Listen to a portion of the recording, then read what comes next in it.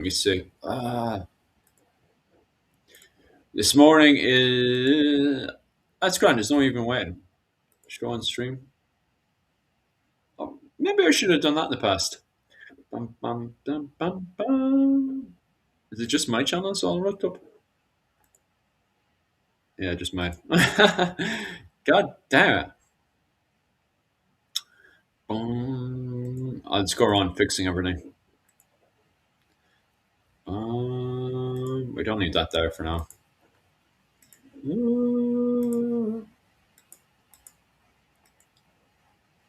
Quickly fly over and fix everything. Beyond the harbor people. Bum, bum, bum, bum, bum, bum, bum, bum, bum, bum. Oh, where's the content button? Um, YouTube Studio content live, and we will. I knew that would happen. YouTube, why are you so cranky? And we can delete that. Bum, bum, bum, bum. Yo, Wayne, did you not get my messages there? I was going to give you a roll buzz before we went live. I was like, Wayne, come on, we'll do a live show together. How you keeping, Wayne? How you keeping, by? I'm just quickly flying around fixing everything. Bum, bum, bum, bum, bum, bum. Yeah. Oh, am I collaborating now? What am I collaborating on?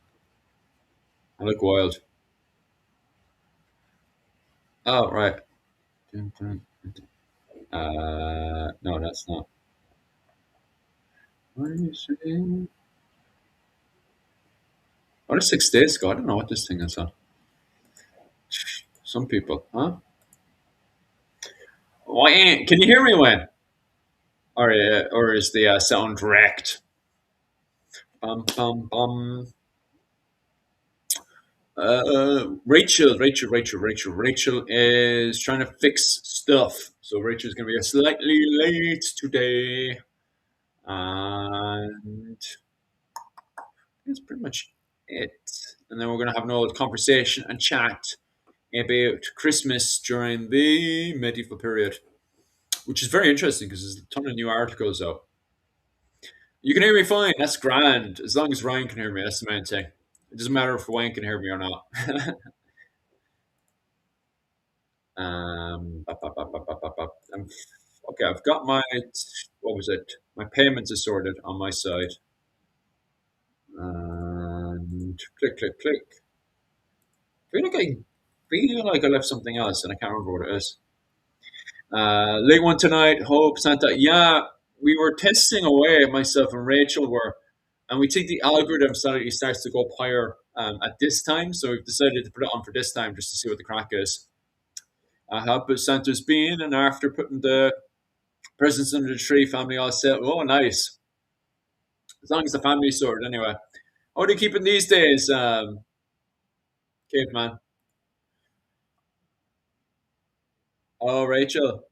I think she's still sorting something out. She'll jump on. She'll jump on in a second, anyway. In about 10 minutes or so, she'll be on. But I said I'll click the old because originally it was going to be what was it, 11, and then we pushed it back for 15 minutes to give Rachel time to jump on, and then she needed another 10 minutes or so. So I was like, "It's grand, sure I can turn on the old live button anyway and start bringing people in, have an old chat with them." Jim, how you keeping, Jim? Any news with you? How are you keeping this morning? How you finding the old Christmas Eve? Because you guys are all still on Christmas Eve. I woke up this morning talking to my Filipino friend, and the one I used to work with last year doing the language classes and stuff with. And I was saying to her, like, "Are you enjoying Christmas and stuff?" She was like, "Oh, we don't really celebrate Christmas in the Philippines." And I was like, "Oh, I thought you guys did because you're Roman Catholic." And we're like, "No, no, no. It's New Year. New Year is the big festival over there." So it's the same thing in Japan, where the Japanese take New Year bigger than Christmas. Christmas is kind of like, you know, have the old KFC. KFC's gotten big over here for Christmas. So everybody eats fried chicken for Christmas over here, which is so funny to me, like coming over from Ireland where we have the big roast dinner and stuff like, you know. to come over here and everyone's having fried KFC, sudden fried chicken. I'm like, what? So wild. And they also take a time as well to get to know. They'd rather bring over their new girlfriend or partner over to get to know them, because a lot of them, it's a big, massive, I don't know, negative thing to have over Christmas to not have a girlfriend or boyfriend or whatever. So they mostly invite them over for Christmas, get to know them. So then for New Year, which is next week, they can bring them over to the parents' house and show them off to the parents. Look, I'm not a sad bastard. I have a partner, I swear. No drink there. They're all quiet this morning, aren't you?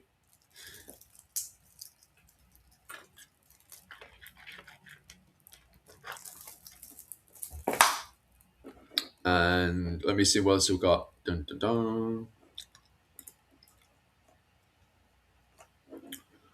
My water now is starting to taste funny.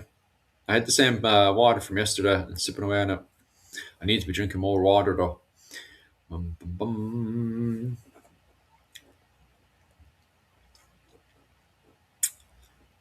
What was it called? What else do I need to blast it to? Yeah, I pretty much finished all the live streams as well. Yeah, so this is my last live stream for this year. I know Rachel said that she's still doing more live streams, but I'm doing this one today. Then I have to like tidy up my house and stuff because I'm over on one of the islands just off of mainland. I'm over in Okinawa right now. And what was it? After this live stream, I have to, you know, tidy up the house, not clean the house, but put the house away and lock it up and stuff. Because like tomorrow, not tomorrow, but on the 27th, myself and the wife have to head over to mainland Japan for the main celebration over there. 1 second, and 1 second. So we're gone on the 27th, and then we'll be back the following week after that one, and then I'll be back to doing whatever. And then while I'm in mainland Japan, probably I see if I can do shorts and stuff, get all those shorts and stuff finished. For that, boom, boom, boom. You see. Do-do-do. God, chat is surprisingly dead. Unless 1 second, I'll check. See if I'm actually getting stuff over there.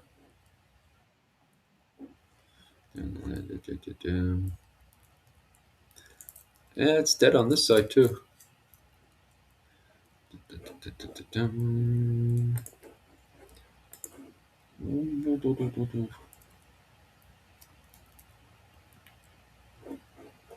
Right. Chat is dead.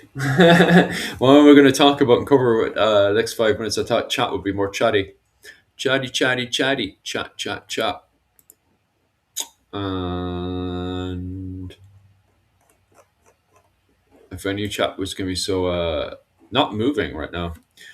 Going good, all set for the new year. Bring on 2026. Starting a few new projects, which it's exciting. Yeah, same as. But the only thing I've got set right now is the Patreon stuff, the classes for next year, where I'm planning on covering 13th century Ireland on Patreon. So I'm going to have classes on that every Sunday. I'm going to show Wayne there. Wayne has those classes every. If Wayne is going to subscribe, but anyone over in Australia are subscribing on the. 1 second, I have a message there. Oh, 1 second.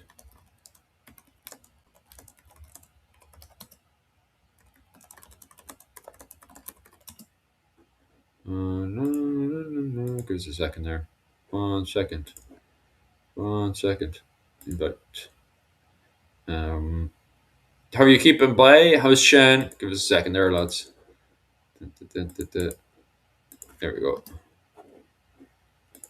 Oh. All right.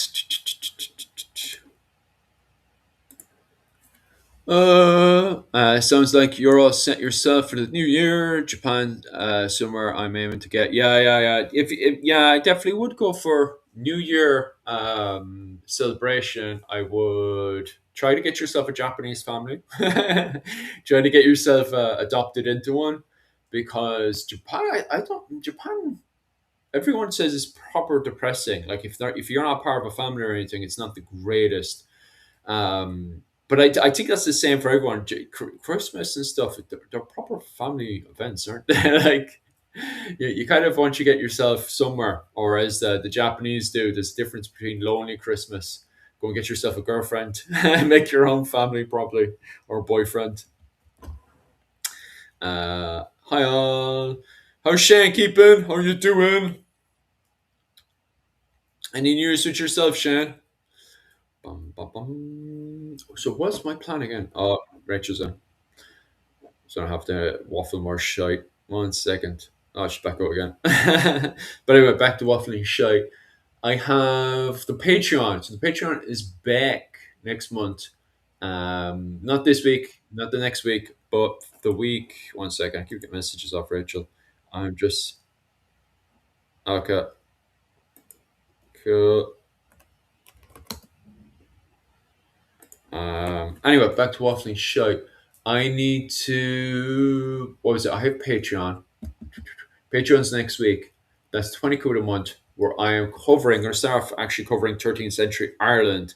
So, what life was like just as the Normans, the French Normans, come in.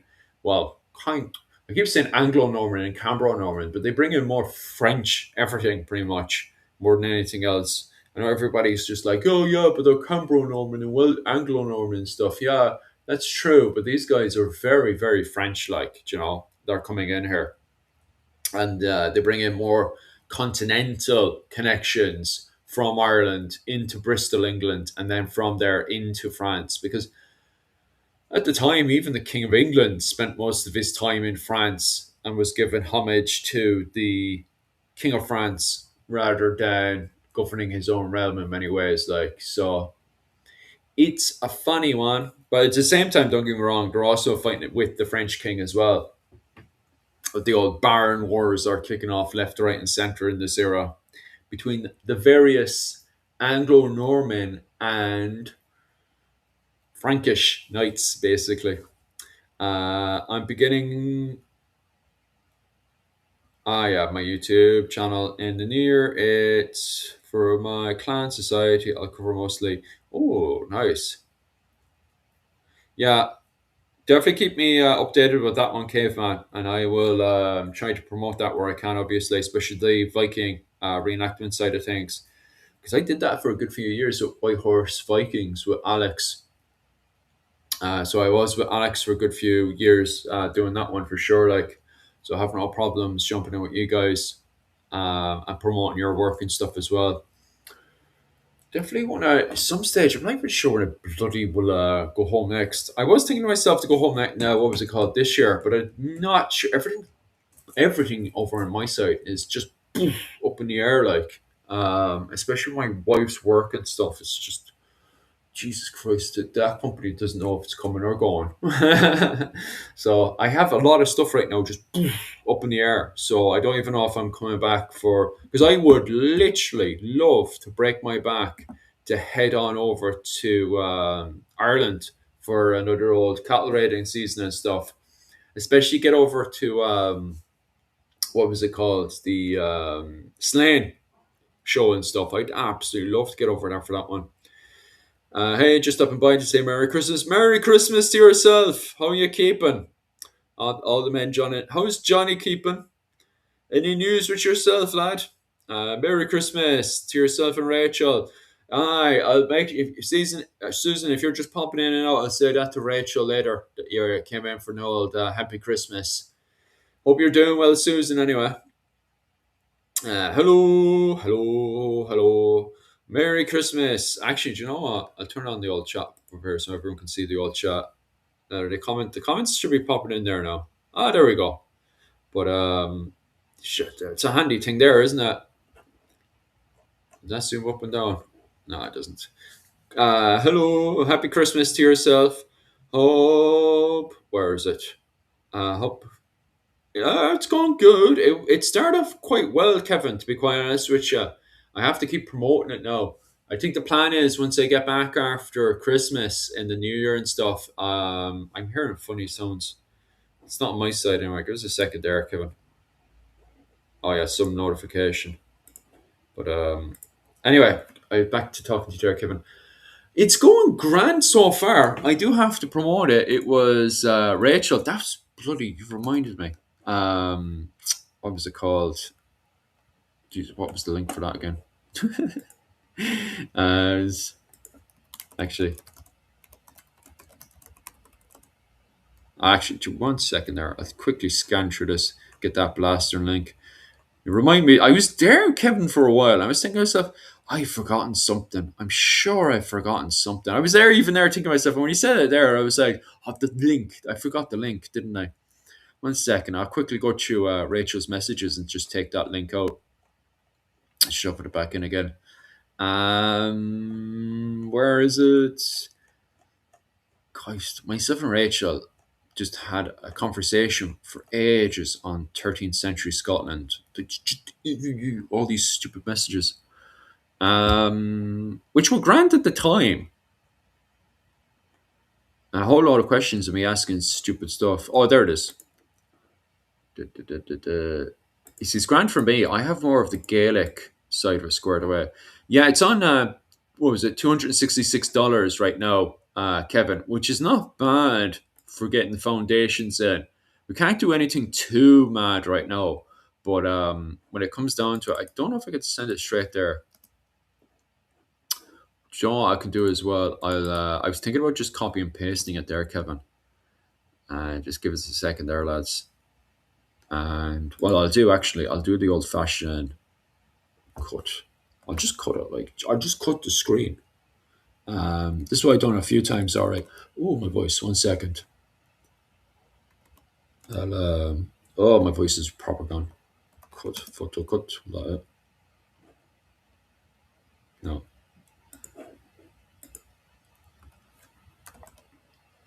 1 second.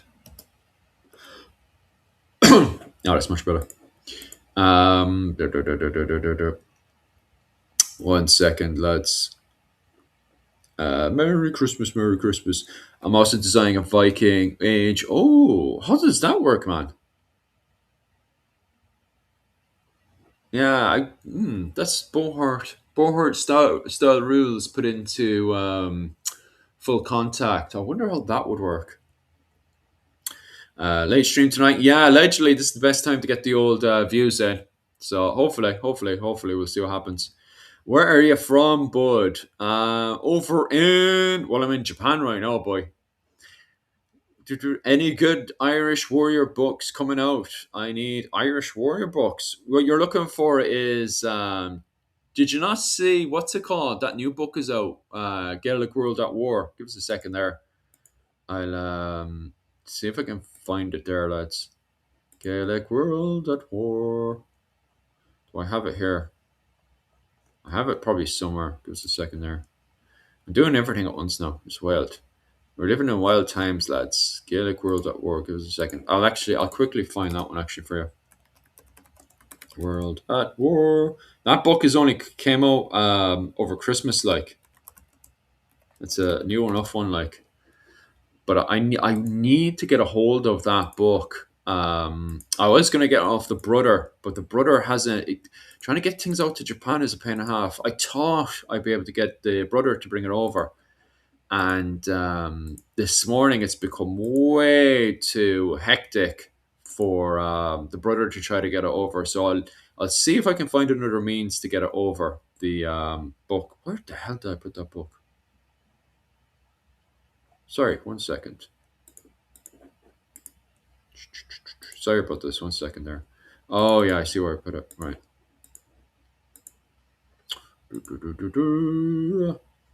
Right. Desktop, desktop, desktop. Give me one moment. There we go. Open that. There she is, right? That's the book that you want for Christmas. Gaelic World at War. Can we make that bigger? Yeah. The Gaelic World at War. That's the book you want for Christmas. That's only just straight out of the press. His previous book was the Gallo Glass what was it, 1250 to 1603, was it? That was his old book. This is Fergus Cannon's new book. And that's only freshly out. That's quite exciting. I need to get the hold of that book and then see what of Kearns and Gollop, because I'm getting the hard I am getting the hard book of Kearns and Glass over book. 1 second. Yeah, so Fergus Kelly's old book was Gallowglass 1250 to 1600s, right? Which is Gaelic Mercenary Wars, but it's very outdated. That book is outdated. What you want now is the Gaelic World at War. And I want to look at those books and then I want to tear these books apart. That's literally my ultimate goal because I'm pretty sure a lot of this stuff is probably going to be incorrect, in my opinion. Don't want to sound bad or anything, but my ultimate goal is to tear all these books apart and then write my own book. Right. Any good? What am I missing you? Oh, what do you mean by missing? Sound, is it? Or is it after we finish Braveheart weekend? Yeah, we'll see. We'll see what we can do. My main goal now for next year is to definitely promote that GoFundMe, which I will. That reminds me, actually, what I'll do now is I'll actually make a picture of the GoFundMe. I'll use the old cut thing there. Yeah, I'll cut that, and then I'll. Oh, actually, do you know what? I'll do go again. Yeah, snipping tool. There we go, and then we'll do this. Right. And I will save that. Where's it going to save? Desktop, yeah. So we'll put that on the desktop, and then we'll open up another one, and then I can show you guys the GoFundMe page to go to.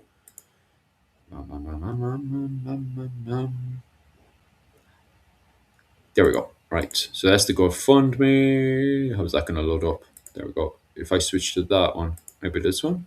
There we go. Right. So there's the GoFundMe.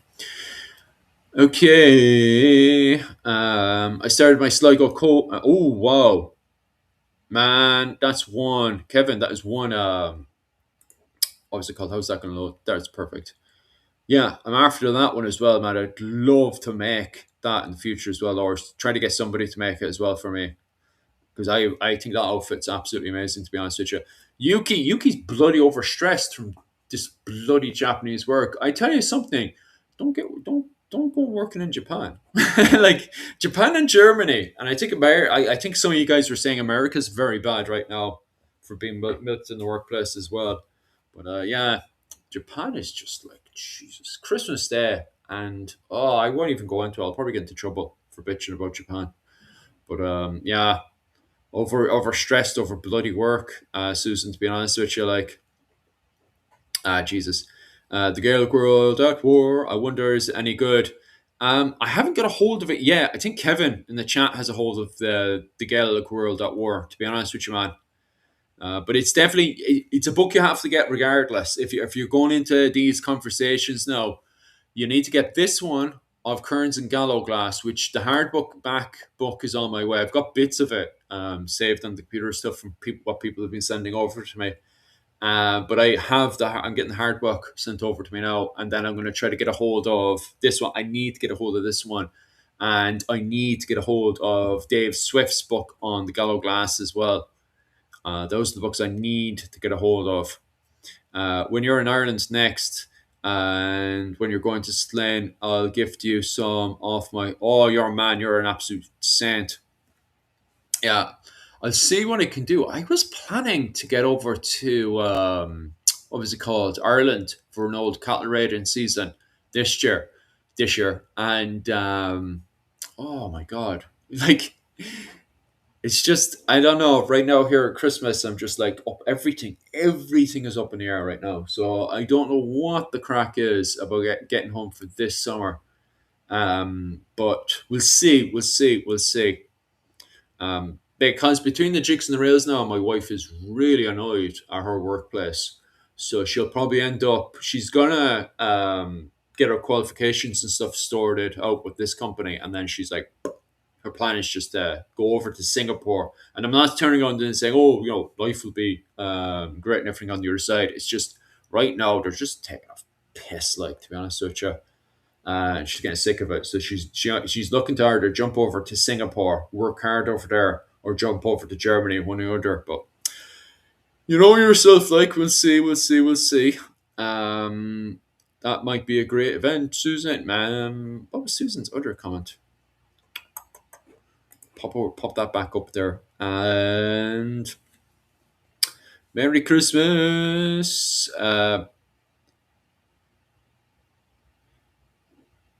One second there. I'll pop chat back up because chat will be interested in its own chat. What's it called?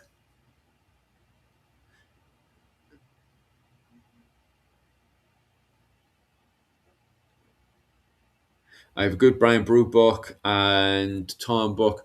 Yeah, Johnny, those books were so good back in 2015 when they were having all these big Viking events and stuff. Sean Duffy came up. Have you read Sean Duffy's book, Johnny? I read Sean Duffy's book on the Battle of Clontarf as well. From Australia. Love to pop over. Wayne's in the chat as well from Australia as well. Bum bum bum bum bum bum. Yeah.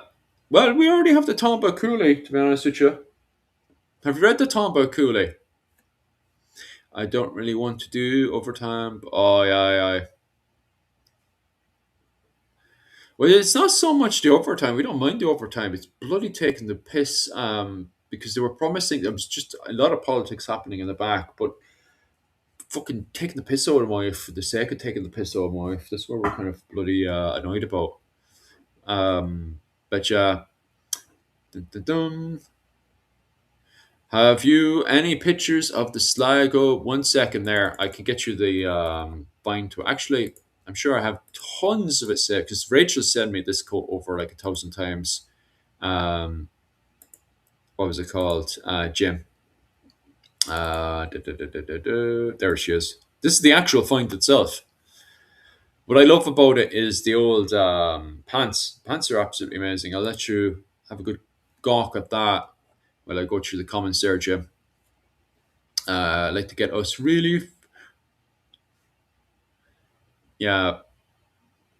It's always good to get the old grind up and done. Like, I wish this showed more Irish with the heater shields during the 14th and 15th century. It's also causing a lot of arguments right now. Some people are denying that the Irish even had heater shields in this period. What was it called? Rachel's in the chat. Okay. Bum, bum, Yeah. bum. I'll pop up the original one, actually. There we go, Rachel. Yeah. Good morning. Merry Christmas, everyone. Bum, bum, bum. Merry Christmas. Are you purposefully showing the lives via live chat? Yeah, because everybody wants to see everybody's comments because everyone was getting confused. So I was just like, I'll just shove that on. And then people were asking about bits and bobs. So I also have the GoFundMe on. And what else do I have on? I have the Gaelic World at War, because people were asking about books over Christmas. And then I have the old Sligo quote as well, because people were asking about that one. Oh, what were the questions about the Sligo coat? Just what it looked like. Jim O'Neill. Oh. Jim O'Neill was asking about it because Kevin's making his own right now.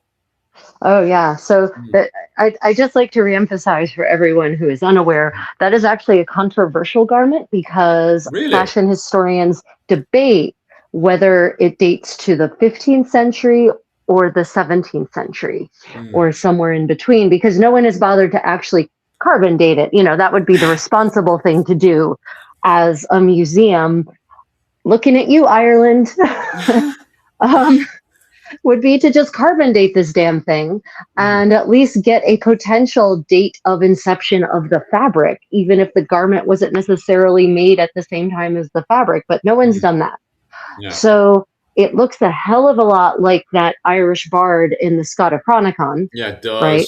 It really does. It looks very similar to other garments we see depicted on 15th century Irishmen. So, but on the other hand, there's some the look also kind of looks like a 17th century coat as well, COAT, not COTE.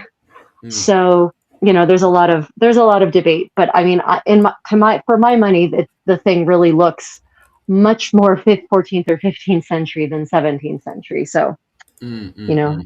anyone who is replicating that garment, just know that you might run into like one fashion historian in the world who is aware of it and might debate your your dating of it. Mm. The only problem I have, Johnny, with that one, the what was it, Brian Boru and the 1014 Battle for Ireland, is it's really super outdated. The newest one that Sean Duffy has out is a much better book because it takes it more from the actual interpretation. It's more grounded. That one, that's I think that was the 80s. That one came out in. Let me quickly have it there. I think it's two versions of it, but I'm sure that one came out in. I'm looking at the newer version, but I'm sure that one came out in the 80s. And it kind of, because it was set, that book came out like during the Troubles and stuff. So it's got more kind of political motivation in there compared to Sean Duffy that came out around, I think it was 2014 ish. Sean Duffy's one. Let me look up Sean Duffy's one. I mean, Um, that is generally the problem with history books. Problem, yeah. it's maybe it's the wrong word, but you know, history books that Mm, were written even just 10 years ago don't necessarily reflect the state of knowledge. yeah. And of course, as you just mentioned, you have to consider the era in which the book was composed, because historians are humans and we are not immune Mm, from bias of our own geopolitical world, from the bias of our own psychology and mm, emotional mindset, not to mention our own moral code yeah. and worldviews. So, that's why whenever someone quotes me something from another historian's book, Mm, nearly always my first question is, and what is the primary source on which that is based? yeah. Yeah. Yeah. For sure. the a better book to get is Brian Boru and the Battle of Clontarf, and that came out 2013. So that book came out in 2013. It's a much better book. I do have to go back over it again because because Sean Duffy, he's I don't know why, for a man that's very much based in Dublin, he's very kind of anti-Dublinish. He's very much a Brian Boru man, and he doesn't. I feel like Sean Duffy really doesn't trust Citric Silkenbeard and his overseas connections, and like he even made stuff, various comments, which I'm like in a realm of okay, how would that be possible? Like he claims, I don't know. I'd have to ask Sean Duffy like how he why he thinks that, but he claims that he thinks that Citric Silkenbeard could have pushed out and taken the kingship of Ireland, and I just can't see how that's possible in the long term campaigns and stuff. Like if he had won Battle of Clontarf against the what was it called, Brian Brew, the Emperor of the Gale, how he then would have pushed out from that and then gone over against the likes of the Kennel Owen and stuff and taken that kingship. And then there's a thing of like him being accepted within the Native Irish, the Gaelic society, because although Citric at this point was, quote unquote, an Irish Viking, a Hiberno Scandinavian, and went between both the Gaelic world and the international world as well, the Viking world as they call it. I don't think he would have been accepted as a High King, especially what was it when the Enail had pretty much defined what kingship was for so long. Granted, at the same time, you have Brian Boru, who had kind of destroyed the roof. He was a non-Enail that had captured the kingship off of the Enail Confederation. So the roof is gone, as many people would say. Like Maynooth University and stuff does highlight the fact that the roof was gone, that the Dal Cash had captured the High Kingship of Ireland in 1002. So, there is an argument to be made, Oh but my god. I just That's right. feel not only military wise, I'm like, okay, so how would he pushed out from Dublin and then captured Clonmacnoise away from the Kennel Owen?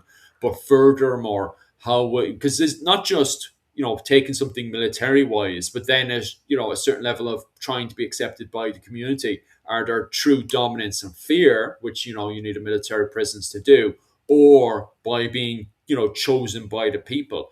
And I just can't see how Citric Silkenbeard could have done that. Like he was an what was it, the equivalent of an Earl of Dublin. So how would he have gotten the power to do that after Clontarf? I can't imagine, to be quite honest with you.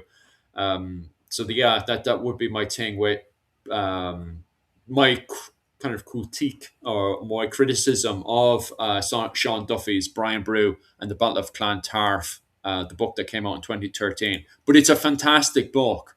There's a lot of things that I disagree with when it comes down to Sean Duffy, but there's a reason why Sean Duffy's a professor in Trinity College, because when it comes down to making his argument, it's so historically sound, it's very difficult to go against it. And I've said, I've highlighted this like a dozen times. I've listened to Sean Duffy and I'm like, I disagree with all this, but it's very difficult to disagree with him when he's made such a sound argument. He's Okay. one of So them. then the question is, why Yeah. do you disagree? So if he has all this evidence and it's a sound argument, what makes you? Mm. What is your evidence for disagreeing with him? Is it just a feeling, or do you have actual like primary source chronicles that say, well, actually, this is what happened, or what is it? Well, What leads you to disagree with him? Well, when it comes down to that that argument, I think it feels like common sense. Like, how the hell would Sean, what was it called, Citric Silkenbeard, be able to march to Clontarf to get himself crowned King of Ireland, get accepted as King of Ireland? But at the same time, because Sean Duffy is so good with his words and he's got the evidence to support his argument, it is also at the same time very difficult to go against his argument. Like there's a very, very, very, very good reason why he's professor to Trinity College in Dublin. And I do have to warn people, if people do plan to ever like speak against Sean Duffy, be warned. There's like when you even listen to him, there's endless amount of times I've listened to him on and he has no problems. He rocks up for like dozens of podcasts to defend his argument, and every single time someone makes a sound counter argument against him, somehow he's because and the reason for it, Rachel, he do, unlike me, when I make an argument, I run. You even can tell the way I run off, and then you're constantly trying to get me with a leash, trying to okay, so what's your evidence for this argument? Sean Duffy never runs away. It sounds like I make it out that he runs away, but he's actually not running away. He always keeps things insanely basic. I mean, super basic. He's very kind of conservative, old fashioned. Do you know what I mean? As in, he keeps everything kind of stuck to the old way. Do you know? That you want to kind of pull it into the new generation. But the reason why he keeps it so sound and keeps everything very conservative and old is because he wants that solid argument. And he does that every single time. And it does turn into a thing of, okay, so the person who's making the argument against Sean Duffy is the person that's running away with very little evidence compared to Sean Duffy that has a very strong foundation when he makes an argument. Yes, yeah, I'm an evidence-based, I'm very big on evidence. And this is why I always like to present arguments in the positive rather than the negative. One, rhetorically, you cannot argue a negative. It's impossible, logically. You can't say someone didn't do something. What you do instead is you say, this is what they did, and here's the evidence for what they did, which implies that they couldn't have done this other thing. But, from the perspective of pure logic and the rules of logic, you can't actually prove a negative. You can only provide evidence for the inverse side of whatever that argument is. So I'm a big proponent of show me the evidence. I don't care about your feelings. Yeah. That's it. Like that is it. I mean, I occasionally I too fall into the trap of I just feel this is the way it would have been. But usually I only care about feelings if there's nothing either way. Like there's no evidence for a practice, but based on my own experience, then I feel this would have been the way they did it. If there's no other evidence, then you have to fall back on experience and feelings and that really subjective perspective. But if there's evidence, my feeling is always we should we should believe the evidence first and our feelings second. Yeah. Jumping over to Kevin there and what Kevin said, there's a whole load of other stuff that was added into the conversation there. So I do apologize for anybody I missed out there, but I just want to pop over to what Kevin elaborated on, which is my question to Sean Duffy would be, okay, so he becomes king, which is Sihtric Silkenbeard, the king of Dublin. Then what? And yeah, that's exactly what I was thinking when he made that argument. So I do want, it would be great, and that was during a podcast. He had said that Sihtric Silkbeard would push out and become king of Ireland, and I don't feel that is the case. I just feel like Sihtric Silkenbeard was fighting to keep the old king group system, where Brian Boru was pushing for more Charlemagne ideas. Now the problem is like, okay, so what's my argument that Brian Boru was pushing for more Charlemagne ideas in Ireland? And as of right now, because I am very limited in my research, especially against Sean Duffy, who is one of the main professors of medieval in Trinity University in Dublin, which is, one of the main universities in Ireland, not just in Ireland, but in the world, especially for Irish medieval studies, is the fact that with my limited knowledge, I am fully aware that in the book of, what was it, the Annals of Ulster, Brian Boru declares himself Emperor of the Gael. He also, over in Ross, what was it, in Kerry, also had a very Charlemagne education. Now, on saying that, was that Dr. Owen O'Neill has turned around recently and said that there's a massive lack of evidence that Brian Boru even had an education. Like, where does it actually say Brian Boru had this Charlemagne education? Like, this seems to have fallen into the realm of folklore when it comes down to Brian Boru having this education. But at the same time, I even would have have a counter argument to that again. And also, but even with that other argument of did Brian Boru have an education or not, there's also the whole thing of why Brian Boru was pushing for what is it called, unifying Ireland in the first place. Why did he push out and capture all of these settlements and bring them all into one, men of Ireland, that declaring himself Emperor of the Gael? It's very Charlemagne of him. Right. Okay, so I'd like to turn the conversation more towards things I can talk about too. Medieval Christmas practices, crafting, and that sort of thing. This isn't supposed to be an Irish history live stream. At least not purely Irish history. Not yet, anyway. Right, so we were talking about books that people would recommend for Christmas. This is a book I can recommend for any of you out there looking to actually try hands-on medieval crafts that I will be working on today in our live stream. I'll be doing some what we modernly call finger loop braiding, but in the Middle Ages was referred to in English as lace making. And so this is a book called Take Five Bows Departed, which is not mirrored. It is not mirrored. Take Five Bows Departed, which is a 15th century finger loop braiding manual that is a reconstruction of an extant manual, two extant manuals from the 15th century manuscripts. And there's about 41 different braids in here. That way you would call them braids. They were just called laces in 15th century English. I would like to emphasize this is the origin of lace making. As what you all think of as bobbin lace, this is where it came from, with your fingers, not with bobbins. So if you are looking for a good book to add to your medieval crafting collection and give you some hands-on medieval activities you can try, even over the holidays, Take Five Bows Departed. They have a website. I recommend buying the book from their website rather than Amazon, because Amazon is an evil empire that's destroying the fabric of civilization. Yes. And Amazon takes a big cut off of the top, whereas if you go to their website, they get much more of the proceeds from the book sales. So Take Five Bows Departed for the win. And today I'm going to start off working on a lace of a chevron lace, which I meant to grab an example. Basically, it's a long band that has chevrons in alternating colors, red and green, in reflection of modern Christmas colors.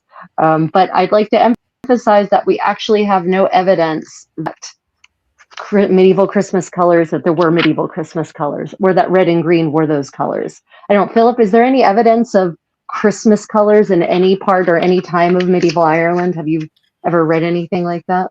Christmas colors. I think they were arguing about this as well this morning. Remember, we were talking about the main arguments that are popping up, one of which Oh, is the yeah. Christmas log. The Christmas tree seems to be a huge argument right now with the theologians. But of course, with that argument as well is coming about the what was it? What color did Saint Nicholas have? What color was representing Saint Nicholas on the theologian argument? I think from maybe None. really. I think one I person mean, said there's what. if you look at medieval depictions of Saint Nicholas, he's not depicted in any particular set of colors. Mm, It's it's not like you can look. You could never identify Saint Nicholas, at least in any of the art in which I've seen him, based on the colors that he has. You yeah, have to look. You have to look for the signs of his miracles. yeah. Because he wasn't a martyr, he was a miracle worker. So you have to look for the boys in the barrels. You have to look for the dowries being creepily thrown in the window to some young ladies who look surprised that an old man is throwing money at them. Mm. Um, so I'd like to see anyone's evidence that in the medieval period there were colors associated specifically with Saint Nicholas. But what's the story? So, because these theologians that I was listening to this morning, obviously I can't remember the names of the life of them, but they're YouTubers anyway, so take them as a pinch of salt.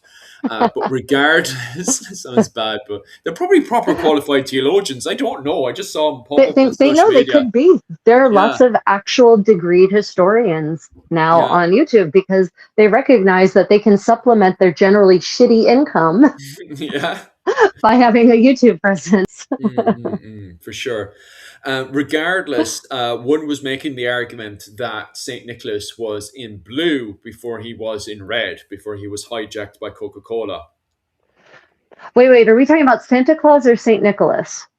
Oh, so there is a difference between the two. I thought they were meant to be the same, Oh, no? no. The devolution or evolution of Saint Nicholas to Devolution. What's Santa going on? Claus to, Explain.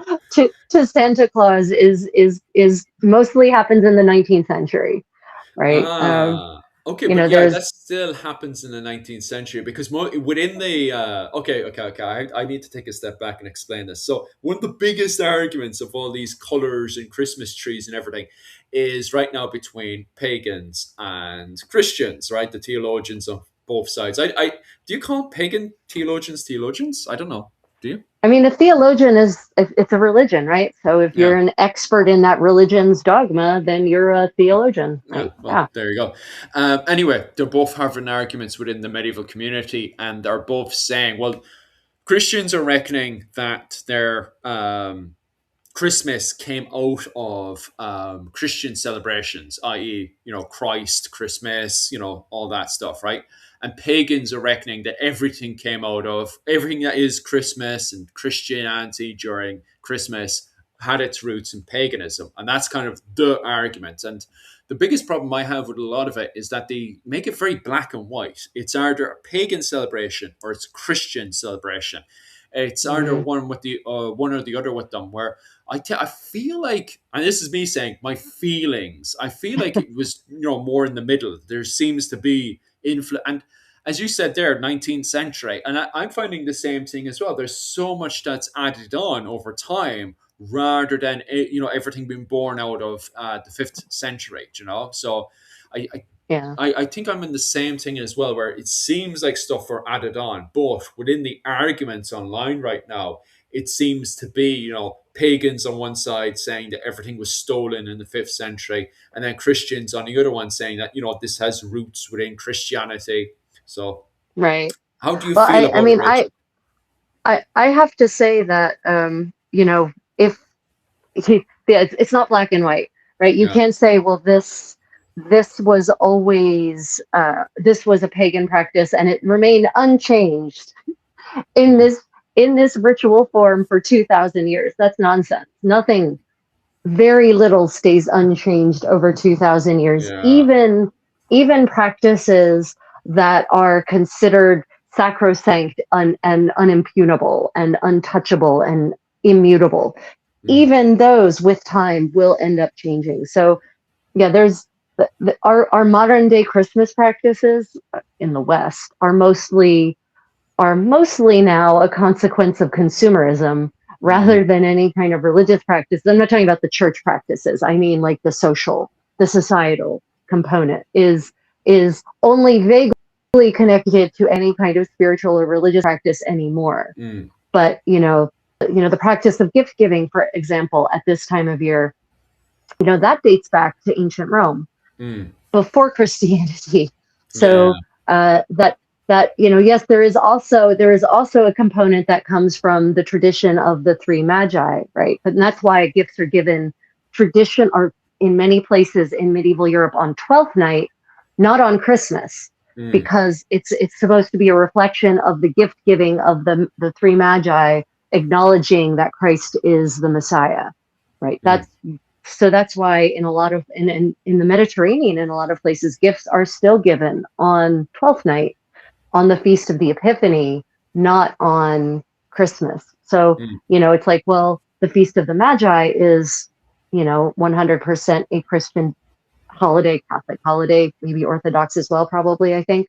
But does that mean it didn't have a pagan forebearer that it was supplanting? Well, there's a lot of religion naturally evolves over time. You have the Celts come along and they build a temple, and then the Romans come along and they're like, I think your goddess is like our goddess. And then the Christians come along and say, well, this is a nice place for a temple. It's a good place for a church too. So now instead of temple to Artemis, this is now St. Catherine. So that's such a good example practice. Because exactly, because it also fits into the argument we're having with St. Bridget as well. Like, was there a Celtic goddess St. Bridget beforehand? Or, as you said there, was it just a convenient spot for them to dedicate their worship to an actual woman that lived there? So, and then they worship her after her death. I think, oh no. Just for a second, I'm back again, aren't I? Yeah, I lost connectivity too. Are we back? Are we both back? Are we here? Yeah, I think I am. So the comment from Jim is, can I say this? How many times has the Bible been written and rewritten? Yeah, so the Bible's a mess. Yeah. And anyone who thinks the Bible isn't a mess doesn't understand the history of the Bible, right? So the history of the Bible is basically that, you've got you've got sacred texts written, composed over centuries by various authors, and then they're copied. And then once Christianity comes along, they're not just copied; they're translated, right? They're translated into Latin from Greek and Aramaic and Hebrew, and then they're retranslated and they're recopied, and then there are councils that decide which of the sacred texts actually get to be included in the official Bible. And then there's reformations and there's schisms, and the Bibles get rewritten, not as rewritten, but revised again.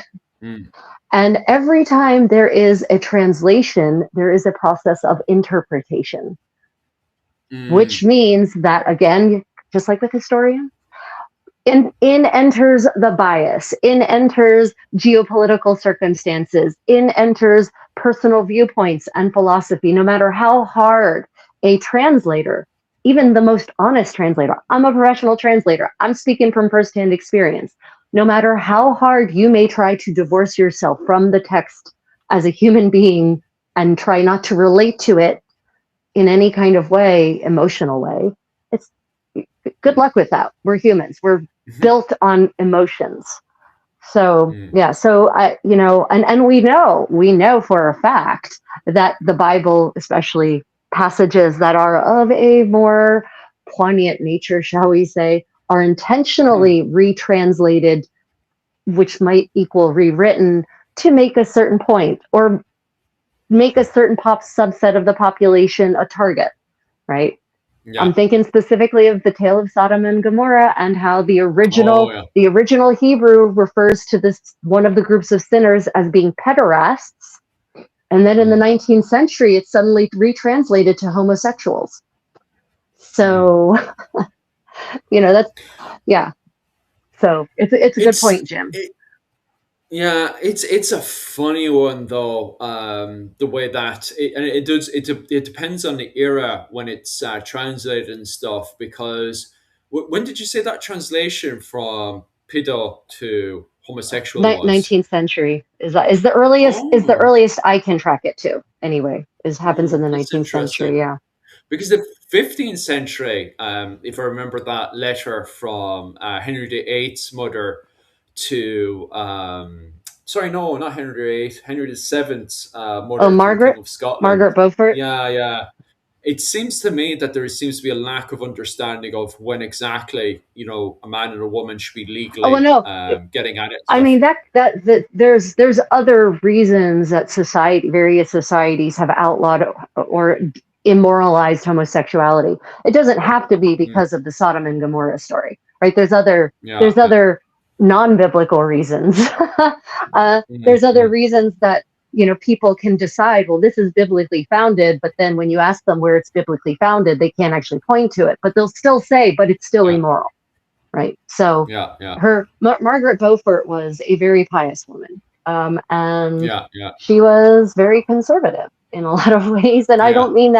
I don't necessarily mean that in a modern political sense. But yeah, so Mm. just because you write to someone and say homosexuality is bad doesn't mean you're doing it based on any No, biblical reason. I not the homosexual Yeah. part, the touching of kids part. Because remember, her Oh. wound was destroyed after she Oh had yeah, given birth to yeah, Henry yeah, yeah, yeah. VII. But hers, That's the bit I'm yeah, talking no, her reason about. wouldn't have. I mean, she said it was bad, didn't she? Because that's what pederasty is. Um, I don't know about male on male. She was talking about male on kids because the fact Right. her uterus and everything was completely Yeah, destroyed yeah, afterwards. she was Yeah, she was destroyed. Yeah. yeah, So that's, and in the Bible, that in the tale of Sodom and Gomorrah, that's the sin yeah, of the people of Gomorrah, I think. yeah. Maybe Sodom. Yeah. Because like let's be completely blunt here. Like if you're touching kids, the poor child is going to be in terrible state. Like so Yeah. clearly, pedophilia. I don't know if we're going to get away with saying this, but regardless, that's why it's wrong.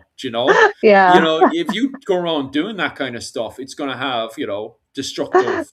I'm trying to word this without getting completely kicked and booted out of YouTube, but don't touch the kids is basically. Good But luck. Good luck trying to say this in a way that doesn't get us I know demonetized. that's what I'm trying to work around right now. But Oh regardless, my it's at God. what point of understanding do medieval people have that hey, look, if you touch the kids, you're going to damage them. Because it Yeah. seems to be very blurry during the medieval period.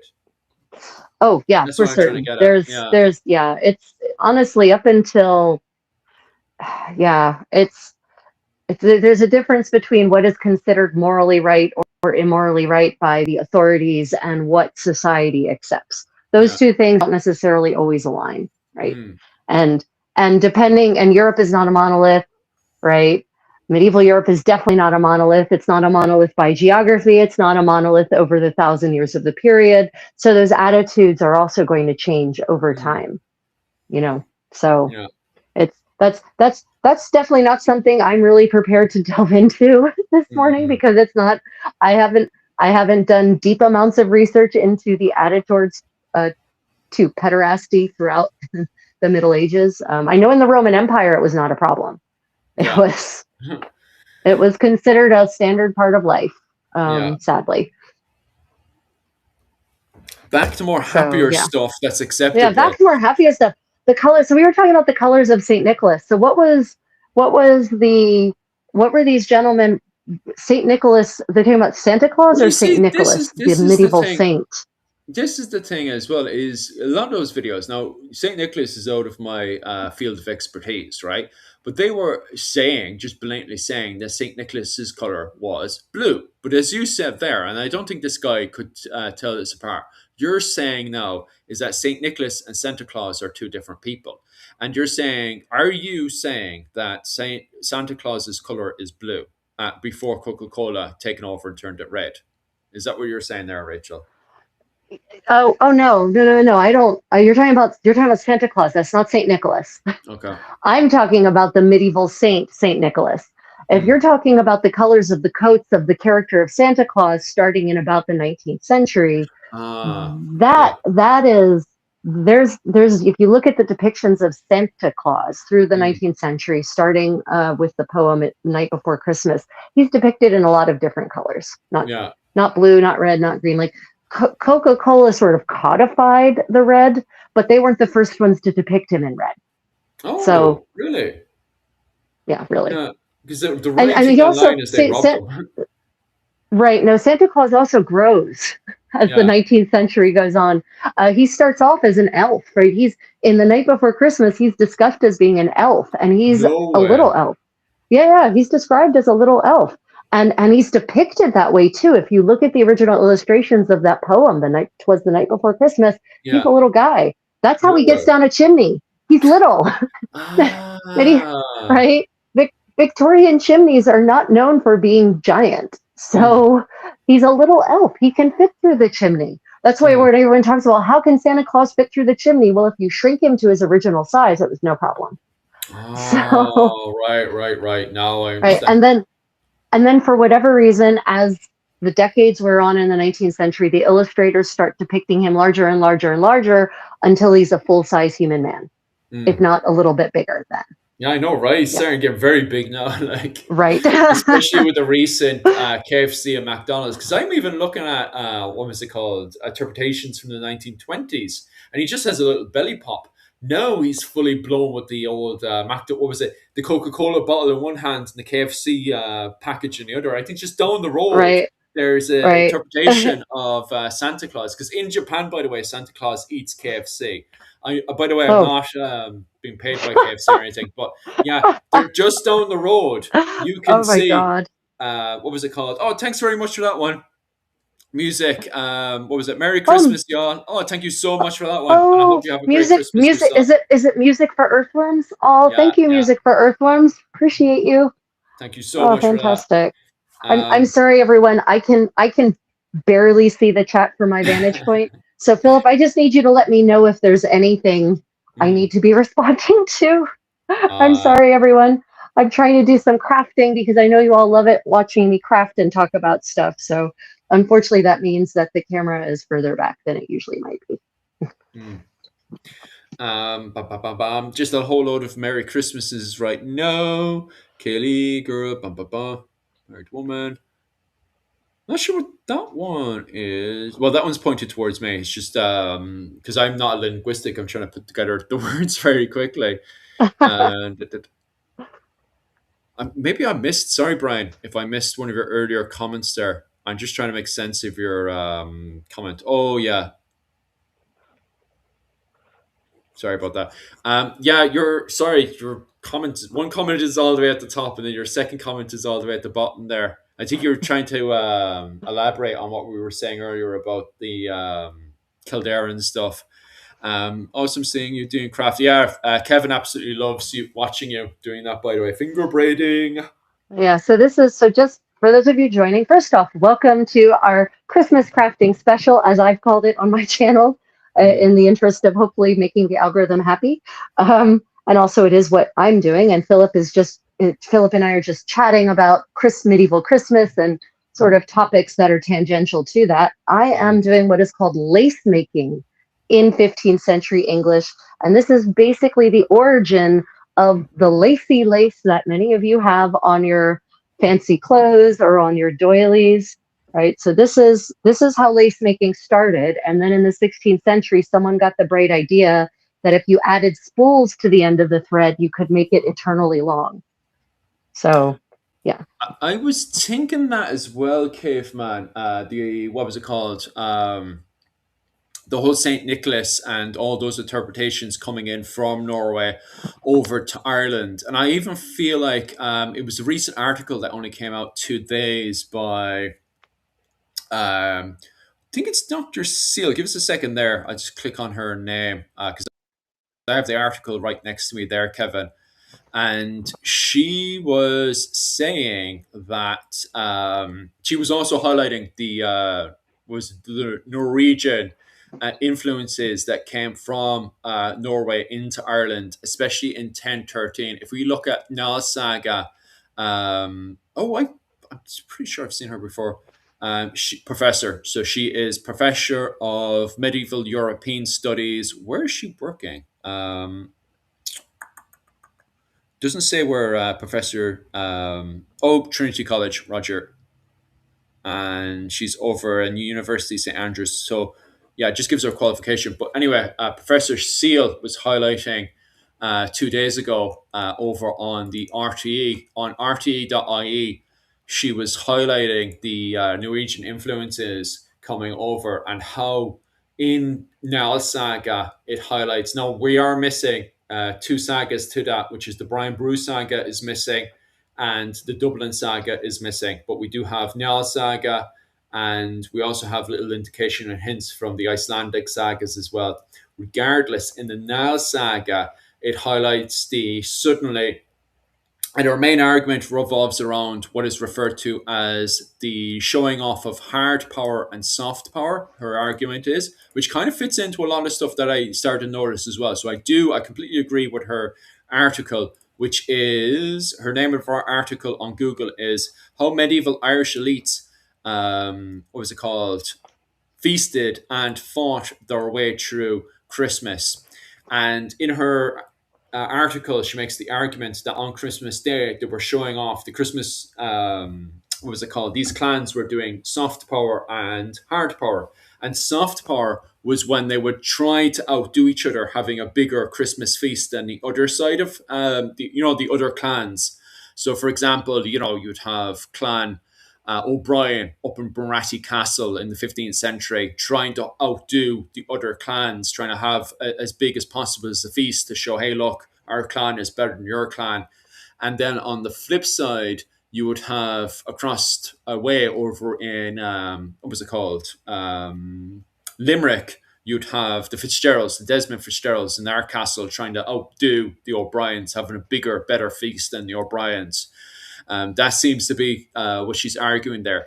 Then you have a show of hard power where you then, raise your military force, especially if someone didn't pay their cattle tribute, because it was also a day of tax, which was highlighted last year as well, which we can also see in the Annals of Ulster, starting from 988, seems to be the earliest one, but it was probably done way before it, where they would count up all the cattle tribute and also all the coins as well, and the silver tribute and stuff. And everybody's tax was done on Christmas Eve or Christmas Day.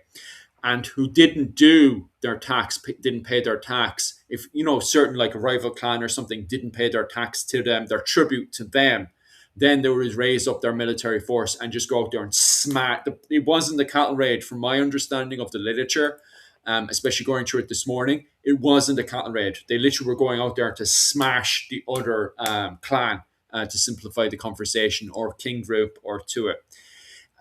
So she was talking about that during this new article that came out on the 20th of December, right? Which is over on the RT Player. But in it, she highlights this Norwegian influence that comes in from Norway into Dublin. And there, I was doing further reading into that as well with the Njal saga, and there it highlights the burning of the log, if I'm not wrong. Oh, the Yule log, the Yule log, the Yule log. That's the one. Yeah, the Yule log. Yeah. That's the one. So the Yule log is really interesting because I thought I understood how it was set up, but I learned this morning that I didn't. This is why most people can't actually burn Yule logs anymore. It's because they would take a tree, a giant log, and they would sit the thing so that it was pointed into the fireplace, but it didn't fit into the entire fireplace.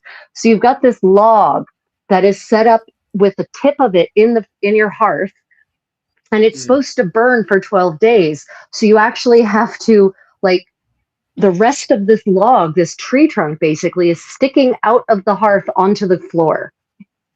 And you're just counting on it to only burn down a certain amount each day, so that ideally the part that's burning is the part that's actually in the hearth. But, thinking about that now in terms of fire safety is crazy. It's like, I'm just going to stick this tree into my fireplace, and I'm going to hope that it only burns until the edge of the hearth, and that it doesn't just keep Mm. burning when people are drunk and not. Oh, and also Christmas is a party, Yeah. right? Christmas is a crazy 12 days of drunken revelry. And so you've got to Mm. hope that there's at least one person sober enough to keep an eye on this thing. Yeah, I was just thinking that as well. Because according to the History Squad, there was somebody in charge of watching that Right. because they were planning on. Maybe you'll correct me on this one, but they were planning on cutting it. From my understanding of what the History Squad was saying last year and this morning, he was my this morning was probably his last night on Christmas Eve because he's over. He goes between Canada and England. So I'm assuming he's in England right now, the History Squad on YouTube. I think he was saying something about cutting up. Maybe heard it wrong, but he was saying after Christmas Day they would cut it up, and then they'll be able to see exactly how much they'll be able to cut up to be able to rationalize it for the rest of the what was it called? The days that were left. I think there was 9 days left after Christmas Day. There's 11 days left after Christmas Day. Was there 11 Yeah. days? Well, wait, after Christmas Day, there's 10 days left after Christmas Day. Yeah. Mm. But still, it's like I what? And let's hope that we cut these chunks down. It's the practices I saw implied that they just kind of kept scooting it in as it burnt down. Okay. It's like, wow, okay, that's okay, good for you. Yeah. And then people ask me, why did castles catch on fire so often? No idea. It's a mystery. Yeah, I know, right? The world will never know. Because like Dublin. So Dublin, once the what was it called, the Scandinavians set up Dublin and stuff, and then they start to celebrate the burning of the Yule tree. That tradition never disappears from medieval Dublin. Like that stays all the way up to the 15th century.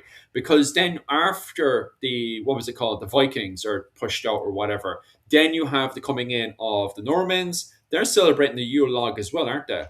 Yeah, I mean, so the Yule log is the Yule log is a tradition that actually the Florence also has a Yule log, which is unexpected. Oh, really? Yeah, I suspect their Yule log is based in Roman practice, though. I don't. Right. I'm pretty certain that the Scandinavians did not bring the Yule log to Florence. There is very little no evidence of connection between the Norse first millennium Norse world and the city that was Florence at that time. But yeah. Very true. But yeah, I mean the English have a Yule log, right? The I don't know about the Normans. I expect they do because the Normans are always the exception to everything about France, right? Well, the thing about the Normans is they would have had the Yule log because of their connection in Normandy, because it was a main Viking port. I mean, it was so they had Hrolf the Ganger was a Norseman, right? That's where the word Normand comes from, Northman. Yeah. So yeah. Because the thing is, in 1013, as Professor Seal highlights, is that she highlights in her paper, is that in 1013, Sihtric Silkenbeard is trying to show off that Dublin is the capital of the world. In the Icelandic saga, highlights that as well, is that Dublin at that point is trying to show off that it is the capital of the world. And so Sihtric Silkenbeard, both internationally, wants to bring in more traders into Dublin. So he's not just trying to outdo every single quote unquote clan in Ireland. He's also trying to outdo every single port in the West.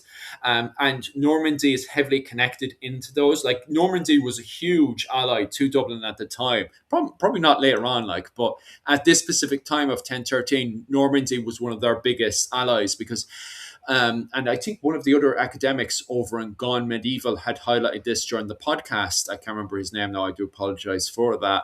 But he also highlighted the fact that Normandy, just like Dublin, had two faces. It had its French face and it had its Viking face. And so as a part of that, I assume that on Christmas, it was also trying to hold big, massive feasts and trying to bring in all these quote unquote Viking traders in to show off, hey, look, we're big and mighty as well. Your investments are safe with us.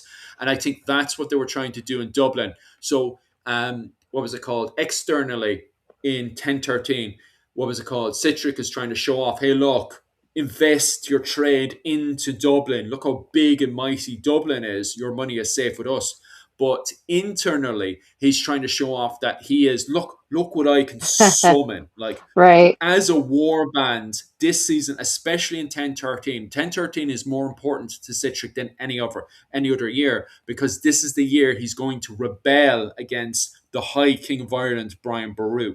So also at the same time, we have recorded that Clontarf, a native Gaelic era, is also holding a big feast on Christmas Day as well, because they're trying to show to Dublin, hey, look, your big feasts aren't, because once again, it's a sausage play is going on. Who has the biggest sausage? So they're also trying to woo in all these war bands as well and say, hey, look, we hold bigger and mightier feasts than Dublin. So Clontarf is also recorded as having a big and mighty feast as well.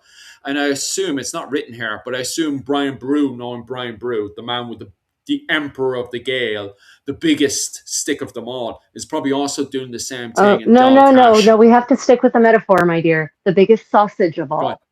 The biggest Yes, the biggest sausage of all. Brian Boru is probably doing the exact same thing in Limerick as well. Well, I'd say, what was it? The Rock of Cashel. So I'd say in the Rock of Cashel, perhaps, Brian Boru is probably doing the same thing, trying to hold the biggest feast so he can show off to everyone else.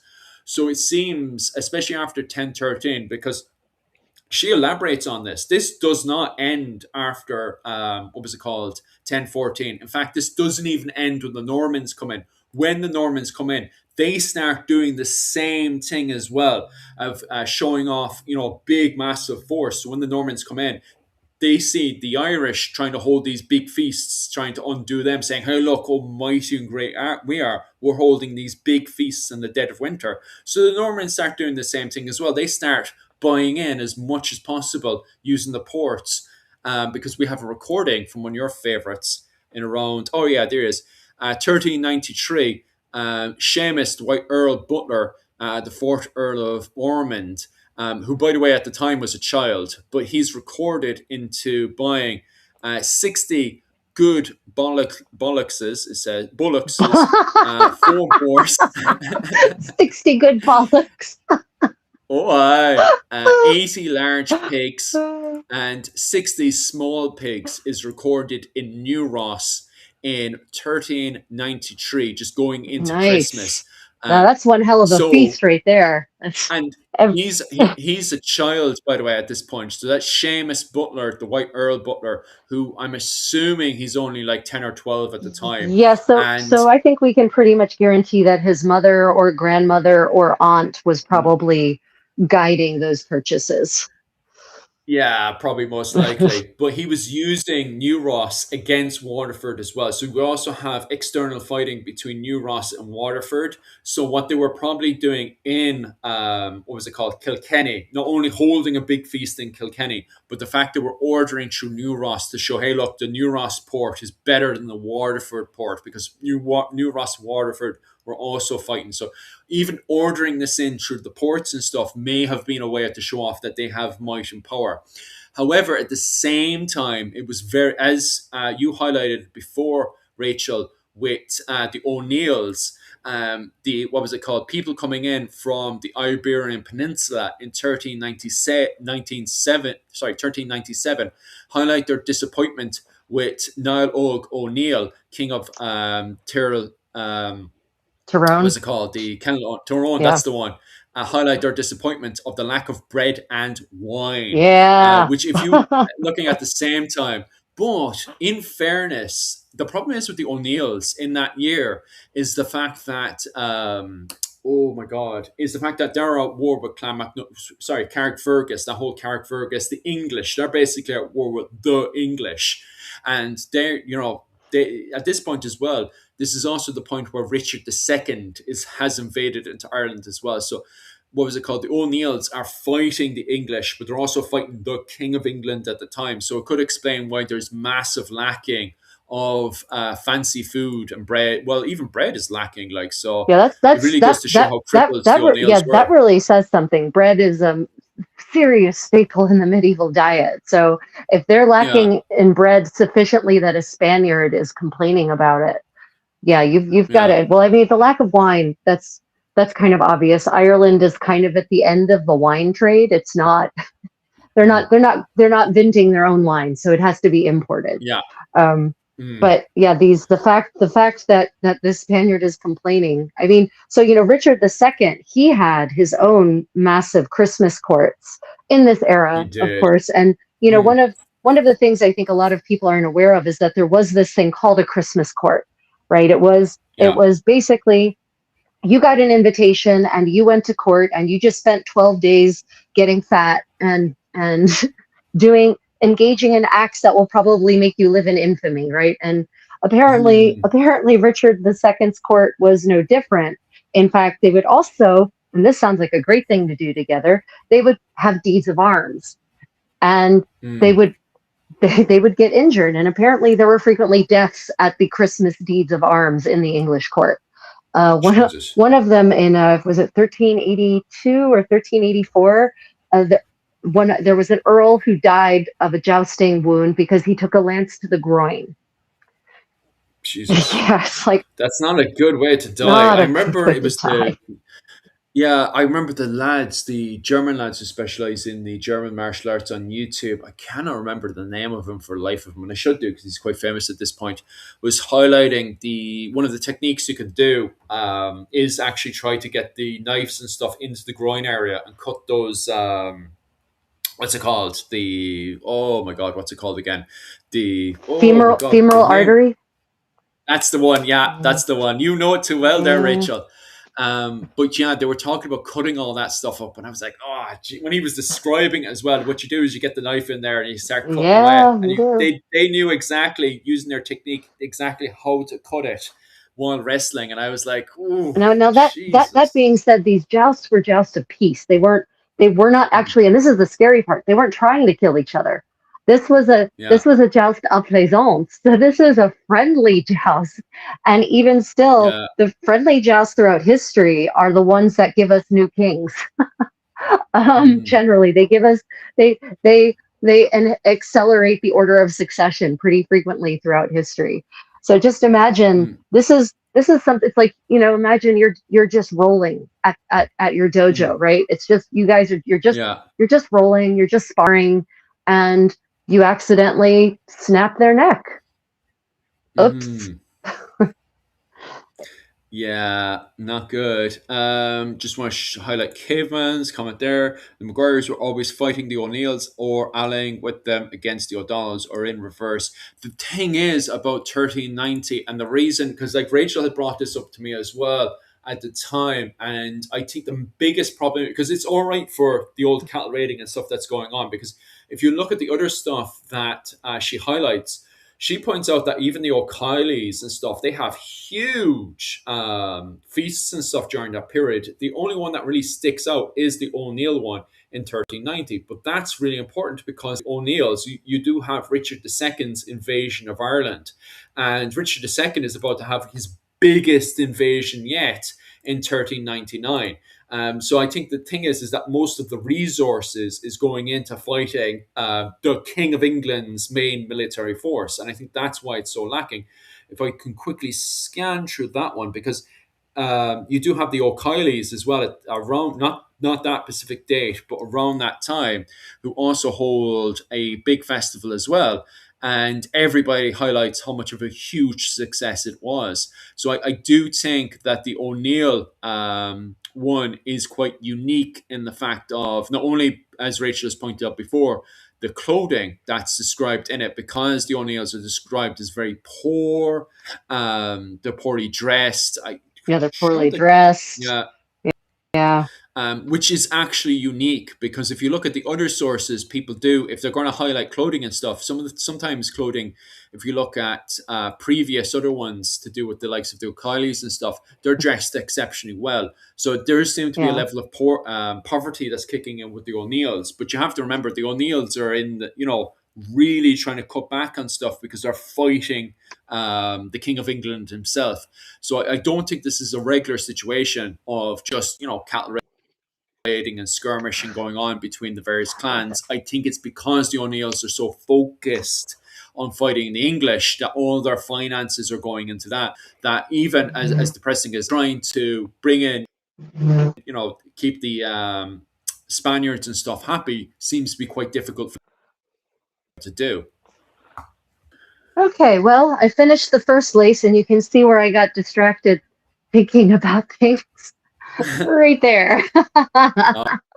There is not supposed to be a big gap in the middle of the lace, but this is the chevron for 8 loops for one worker, and you can see how that would make a really beautiful, beautiful length of trim to go around a collar or something like that. So now that I've remembered the technique, you can see where I was remembering it too. I'm going to do it again. I'll do it again, and I'll do it better.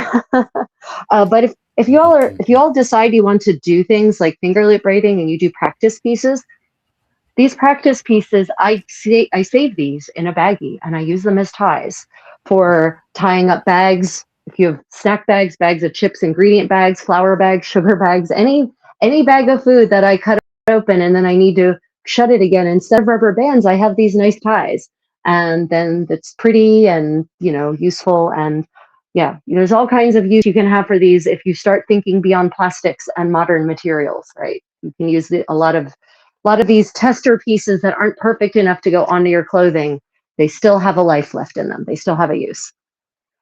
So let's do it again, better, with more technology. Oh God, the cat stole my yarn. Oh no. Oh no. Well, you're looking about that as well. I just want to highlight the fact that our main this year for myself and Rachel is the old, what was it called? Recreate a 15th century Irish ensemble. I'm basically trying to research. I'm trying to do more. I think, Rachel, you've done majority of all the research, to be honest with you. Even the stuff that I've put forward, you quickly, took it apart and went, okay, this is where this is going, this is where that's going, so on and so forth. So Rachel has actually done the majority of the research work on it so far on this, but we got so much more work to do on it. It's mostly clothing that's based on Seamus MacTiamad's, who was the 8th Earl of Desmond, his outfit around 1473. So we're trying to make an outfit for Seamus MacTiamad, who was Earl of Desmond at the time during the Wars of the Roses in Ireland during the 15th century. He basically was, a lot of those Desmond Fitzgeralds at the time were referred to as kings all but name by the Tudors, because they had captured the title of Lord Deputy of Ireland, and basically had taken full control of the Irish Parliament away from the English, which is very, very interesting. For sure. And this is kind of their peak point, is during the Wars of the Roses in Ireland, when they had beaten the Butlers out of the control of the title of Lord Deputy of Ireland. And so it would be amazing and great to definitely put together the clothing for Seamus MacTiamad, especially during this really important part in Irish history. So myself and Rachel have a GoFundMe put together to try to not just put together the research for the outfit, which we pretty much at this stage have a pretty much good idea of how we're going to construct that between myself and Rachel, but also to buy what's it called? Buy the material for the clothing, and also try to pay for movement of what was it called? Tickets and stuff to try to finance travel between Okinawa and Japan, and also over to Korea as well. So hopefully that money can finance a lot of that stuff within the project. And also to pay for my labor and expertise. These kinds of garments, I get paid to make these normally. So yeah. So we're trying to get a GoFundMe going, and so far it's doing super, super well. It's done super fantastic so far, but of course, we need to try to get more money together just for the basics alone. Try to get that the clothing and stuff up and going. So definitely, if you want to donate, definitely head over to the Patreon as seen below. GoFundMe, GoFundMe. GoFundMe, not Patreon. Patreon is a different one again. So GoFundMe, help recreate a 15th century Irish ensemble with myself and Rachel. And the link, I'll send it over there, but sometimes YouTube blocks it, so I can send that link there for sure. But definitely head on over and check that out for sure. And we'll try to advertise that so we can get that done for next year. Well, definitely hopefully some guy can come over €1 billion and just give it to us. That'd be great. So we can get that sorted. Yeah, so we're basing the foundation. Philip, if you want to just make me the screen again. Bigger Yeah, again. there we go. Basically, the foundation of this is going to be, we don't know yet. I'm still hoping I'll find some kind of expense account or something. We don't know yet exactly how, the eighth Earl of Desmond would have actually dressed. But we have some ideas based on chronicles referencing other people of a similar. What are you doing? Get rid of. I'm going to fix it so you can highlight the thing. Give us a second. I'll fix it here. There we go. Right. Second. So we have no portraits, right? We have no portraits that have survived of him, unfortunately. But we have depictions of other high-ranking Irish noblemen from the 15th century. We have wills of other well-heeled, high-ranking Irishmen of the 15th century. We have extant textiles. We have statuary, right? So we're going to use all of those resources to put together what I would call a conjectural ensemble, because we don't know what he wore. Unfortunately, I have not yet found any actual expense accounts or inventories or letters from that household specifically. But part of this research is I'm hoping that we will eventually find such documents, because my favorite documents for recreating historical garments are expense accounts and inventories. They're the most unbiased, most reliable documents for what people actually wore. So here's hoping that our Earl actually left something like that behind, that there are household records or household accounts or something. So Philip is going to be working on that part of it, while I work on the actual garments themselves. And we're going to be starting from the skin out. We're going to start with the smock, the lena, and then we'll move on to a doublet, and that's what many of you might call the inar, and then we'll move on to an overgarment of a suitably fantastic type, which in French would have been called a houppelande. I haven't really found a word for this, the outer layer of garment in Irish that we see in a lot of 15th century art. And it could be that they didn't use an Irish word for it. It could be that they used a loaner word. Okay. Right? When you import a fashion from another country, very often the word that is used for that fashion comes with it. So, yeah. But we're hoping. So this will be a conjectural ensemble. I want to be very clear. We have no grave clothes, as far as I know, of this particular knight. We have no actual depictions of him. Maybe there might, I don't know. He might have an effigy of him in his armor, but that's not useful for us. So yeah, that's very true. So yeah, it will be conjectural, but it will be founded on lots of primary source evidence from 15th century Ireland. Yeah. For sure. Contessa, Philip, after the GoFundMe is over, would it be possible to donate for the research notes as a write-up? Wait, are you talking about as a tax write-up? I don't know. Maybe? Oh, wait. Oh, no, they're about a write-up, not a write-off. Sorry. Yes. Okay. Yes. So we will be doing, yes, that is correct. We will be doing, after we're done, or maybe we'll run it alongside. If you specifically want to fund a write-up of the research, yes, we will do a separate GoFundMe for that, because that will be a separate expense, because research write-ups like that take a lot of time. And especially if you want us to do a video about the making of the garments and the history of the garments, like a proper vlog, we'll probably run a separate GoFundMe for that. Because if people are willing to pay to write it up, because it will take, research write-ups like that, they're not easy. They take a lot of time and they take a lot of effort. Normally, scholars have universities paying for that, or they have research grants and that kind of thing, but there is no money for that for this particular project. So we will do a separate GoFundMe for a write-up. Or here's the other thing. The goal for the actual goal for the cost of making all of these layers and the materials and all of that's going to be about $2,400, I think, is what I estimated. If we make money beyond that, and we make enough money beyond that in this fundraiser, then I'll apply that towards, writing up the research and creating a video for it. Because basically the writing up the research is the same as creating a video, because the research I write up becomes the script for the video, basically. So yeah. So if we go beyond the amount that would cover my expenses and the materials, right, then that will be applied towards a project log write up plus a project log video. Yeah. Mm-hmm. we will be absolutely documenting this as we go along.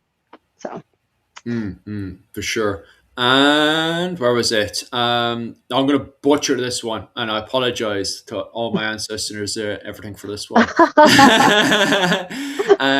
the Irish word for kata more, kato, kata, kata, koto, koto, koto. How am I pronouncing that in Irish? Kota, kota, kota, kata. I know I'm butchering that one. It's the more part I'm grand with. It's the kota, kata, because I keep doing it in a Japanese way. Kota. Anyway, code the Irish word kota more. It was the bigger version of the Irish Lena short jacket. Code? I have no clue. I'm not a linguistic. Not to sound bad or anything, caveman. I'm definitely not an Irish linguistic for sure. Because I think you're after the Irish linguistic one for that one. Definitely not an Irish linguistic, especially for that word. Sure, I can't even pronounce that one. Kota, kata. Not to sound bad or anything. It sounds really bad on my side. I'm also not an Irish speaker at all in the least. But the way you're pronouncing it, Philip, it sounds like the first word sounds like kota, which that could be a cognate to the French cote, C-O-T-E, cote, which is, and the English word coat, C-O-T-E, which is the word for the overgarment, right? The coat, the cote hardy, the garment in the 14th century, that was the word for the garment that goes over top. And literally cote hardy, actually, because you're saying basically what sounds like great coat. Is that the more, right? That you're bang on, yeah. Right. So that is what the word cote hardy means in French. It means great coat. So it wouldn't surprise me, actually. Was it Caveman or Kevin? Yeah, it's Caveman. Kevin says, no, sorry. Kevin's the other one. Apologize, guys. I'm so sorry for tripping over there. But yeah. So it wouldn't surprise me. It wouldn't surprise me if that was the Gaelicization of the French fashion term for this overlayer that we do in fact see in around 1400 in a few pieces of Irish art, right? Yeah. So yeah, it wouldn't surprise me if the Irish kind of took the French word and Irishized it. That's a very normal linguistic practice.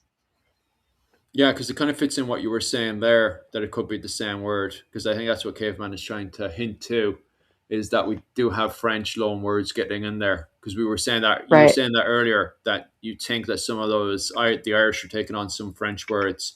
And if that's the case, that makes perfect sense. That's why I'm looking at it going, how do I pronounce that? So Philip, I need you to note that word down, and you need to go look it up and find me more information about that word. That seems like an important part of this project. So for those of you who don't understand how historical garment research works, one of the problems for us modern people working in medieval texts is that we don't necessarily know the words that they were using for any specific layer. And often you don't know until you accidentally stumble across a passage and you can put two and two together and say, oh my God, this must be the word for that garment. I haven't had this word before to be able to look for this garment in medieval texts. But now that I have this word, I can now go back through all of these other medieval sources and look for it. So it's little discoveries like this that can open up a whole floodgate of new information about a concept, or in this case, an item of clothing. So who knows, Caveman, you may have cracked open the case. Over to the other Kevin, Kevin 1997. The other Kevin. As Kevin was saying, I love how when I search for Seamus McThomas on Google, it says yourself as the top search. That's great. I typed it in. That's there. Fantastic. It didn't bloody. It didn't bloody pop up. One second on my side. I'll try to put in more of the Irish on it. Do I still? That's Ah, pretty there. funny. If I put in all the Irish comments, it pops up. No problem. Yeah, the reason why I had to do that was because it was getting too confusing between. I don't know if you were confused, Rachel, but I was bloody confused with all the Jameses because it was just, especially on the Butler side of Yeah, things, no, it's yeah. it was one James It, after the other James after another James. And I was reading the Annals of Ulster, and they must have been confused as well. Not the Annals of Ulster, the Annals of the Four Masters, I think. And they must have been confused as well because they were just calling him Seamus MacThomas. And I was like, oh, sure, I'm going to call him Seamus MacThomas if that's the case, you know? So if the Annals are calling him Seamus Mac, it's the same way. It's the same way a few years earlier. There's what was it called? James Butler, and there's a what was it called? James Desmond. So I was like, okay, so there's two Jameses. But then when I went into the book itself, it was calling one, the Irish Annals, it was calling one James, the more English one. And it was calling the other one Seamus the White Earl. So I was like, I'll just call him Seamus the White Earl so to make it easier. And it does. It makes it way easier. And so I found the same thing was going on here, where you have a James Butler, but also at the same time, the Annals was referring to the 8th Earl of Desmond as Seamus MacThomas. And I was like, well, that makes it way easier than just constantly going, James did this, James did that. What James are you talking about? Instead, just calling one of them right. Seamus. And straight away, it was way easier for Rachel as well. Because instead of tripping over and saying James, which James are you talking about, Rachel? The Desmond one. It was just Seamus. Right. Like I just saw Rachel just blatantly saying Seamus, and I was like, well, that makes it 10 times easier, you know. So Right. Yeah. yeah, Seamus also, of course, sounds rightfully much more Irish than James yeah, does. So yeah. There's that as well. So the Annals to avoid confusion, perhaps because there's so many Jameses already in all these books. They just started calling him. Well, it's already in Irish as well. But yeah, a lot of these books and stuff were just calling him Seamus MacThomas. So I was like, geez, I'm just going to call him Seamus MacThomas, the 8th Earl of Desmond, and in English, James. You know, so people then know exactly who I'm talking about. Because in Wikipedia, it's just James, James, James, James, James. And I'm like, this is so confusing on the side of what was it called? Wikipedia. No, it doesn't pop up with the Wikipedia thing. It does pop up AI. AI knows exactly who I'm talking about. Funny enough, because when you type it into Google, it pops so up with the AI explanation. Go on. oh God, Jesus Christ, forget AI. Everyone, I would like you to not if you get an AI explanation, keep on scrolling. Ignore the AI explanation. It is full of bovine fecal matter. Okay, do not read it. Just keep scrolling. Most people do not have the tools they need to interpret the results from AI. This one's not too bad in fairness. I'm reading it now. It's actually not too bad. Yes, but so you can actually read it and say this isn't too bad. You already know the history. You're not the target audience. Yeah. That's exactly it. What's the point in a search engine like that if you have to already know the answer in order to tell if the answer is correct? Yeah, that's pretty much it. Oh my God, we are so doomed, everyone. Oh, so we were talking the other day about the harp as a traditional Irish instrument, and I thought this is actually relevant to Christmas. I thought you all would be interested to hear just how not Irish the harp necessarily is. So stealing us. I know, right? It's not just an Irish thing. So in the 1450s, Margaret Paston, who is part of this up and coming merchant family in England, who leave behind hundreds and hundreds of letters. So they're super useful for researching daily life in the 15th century in England. And she writes to the Duchess of Suffolk, I think. She writes to a higher ranking noblewoman anyway, and she asks about what is an appropriate way to celebrate Christmas if you are in mourning, because apparently there's been a death in the family and it's Christmas time, and her friend has had a similar situation where she had to celebrate Christmas while in mourning. And her friend writes back and says, well, it's not appropriate to have disguisings, which is basically Morris dancing. Yeah. Or other kinds of mask dancing. It's not appropriate to dance. It's not appropriate to have any luting, Luting, so no playing of the lute and no harping. So apparently, if you are in a period of mourning at Christmas, you are not supposed to be playing the harp. But what that does tell us is that the harp would have been a popular instrument to play in 15th century English, English celebrations, Christmas celebrations. So, but if you are mourning over Christmas, please don't play your lute. Please don't play your harp. You are, however, allowed to play cards. You're allowed to play chess. That's it.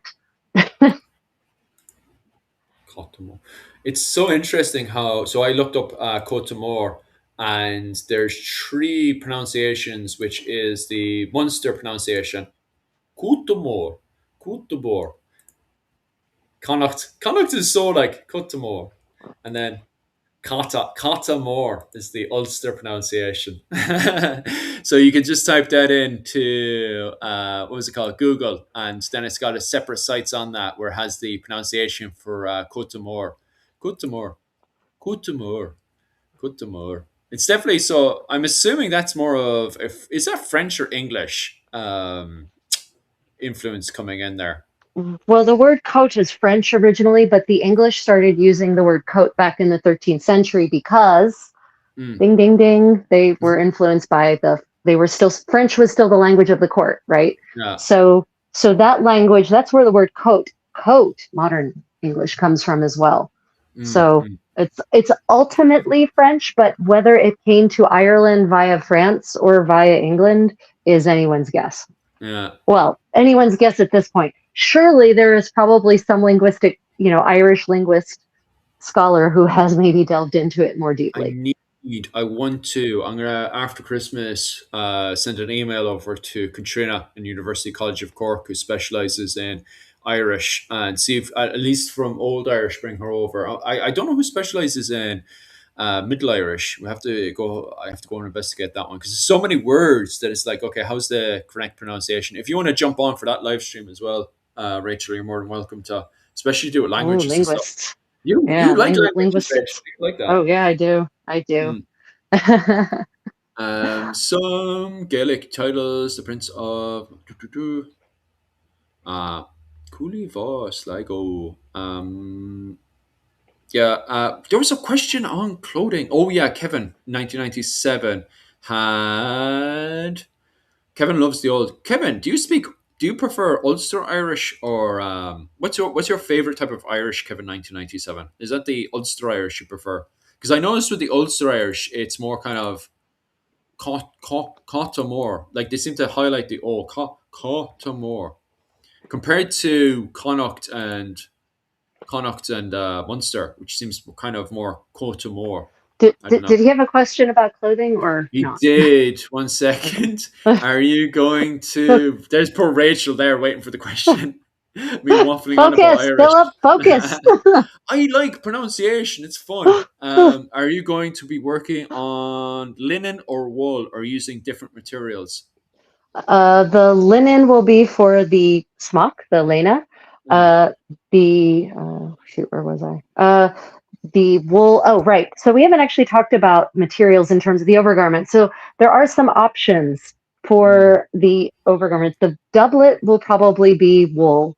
And then we have, we're talking about the 8th Earl, right? So he's got resources. He's powerful. He's got money. We have the option of a silk top layer. So, Philip and I actually haven't talked about what exactly, how exactly we want this top layer to look in terms of what materials. We could go with silk velvet, we can go with silk satin, we could go with the silk damask. Like all of those materials make their appearance in the wills of the very well-heeled Dubliners, for instance.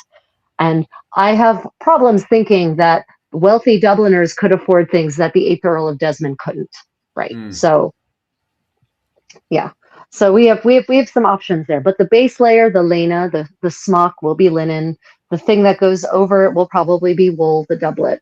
And then over top of that, we can go with a really nice, fine broadcloth coat, or we could go with something fancier and silkier. Mm-hmm.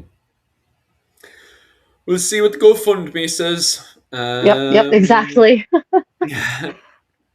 Connacht. Ah, right. You like the old Connacht Irish.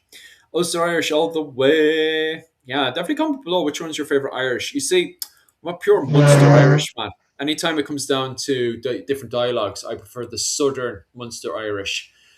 It's also, I think it's easier to learn. What was it called? Southern Irish. Southern Irish. Tripping over my own tongue. Southern Irish than the other Irish types for sure. I suppose maybe I'm biased because I went to school learning Munster Irish. I didn't learn because the standard one that the government wants to push is Leinster Irish, but for me it's got too much kind of because everything in Munster is so kind of normal in my opinion, and all the guys which are so unsavaged, That's why we had to send Brian Brew up to go and fix all you guys, to speak proper Irish. And it's just, I don't know, it's mad for me that I have to learn, what was it called? Because especially with the government trying to standardise, it's been trying to standardise, what was it called? Leinster Irish, that they speak in Dublin forever, And they should be speaking Munster Irish, It's only natural that you're all learn to speak Irish like me.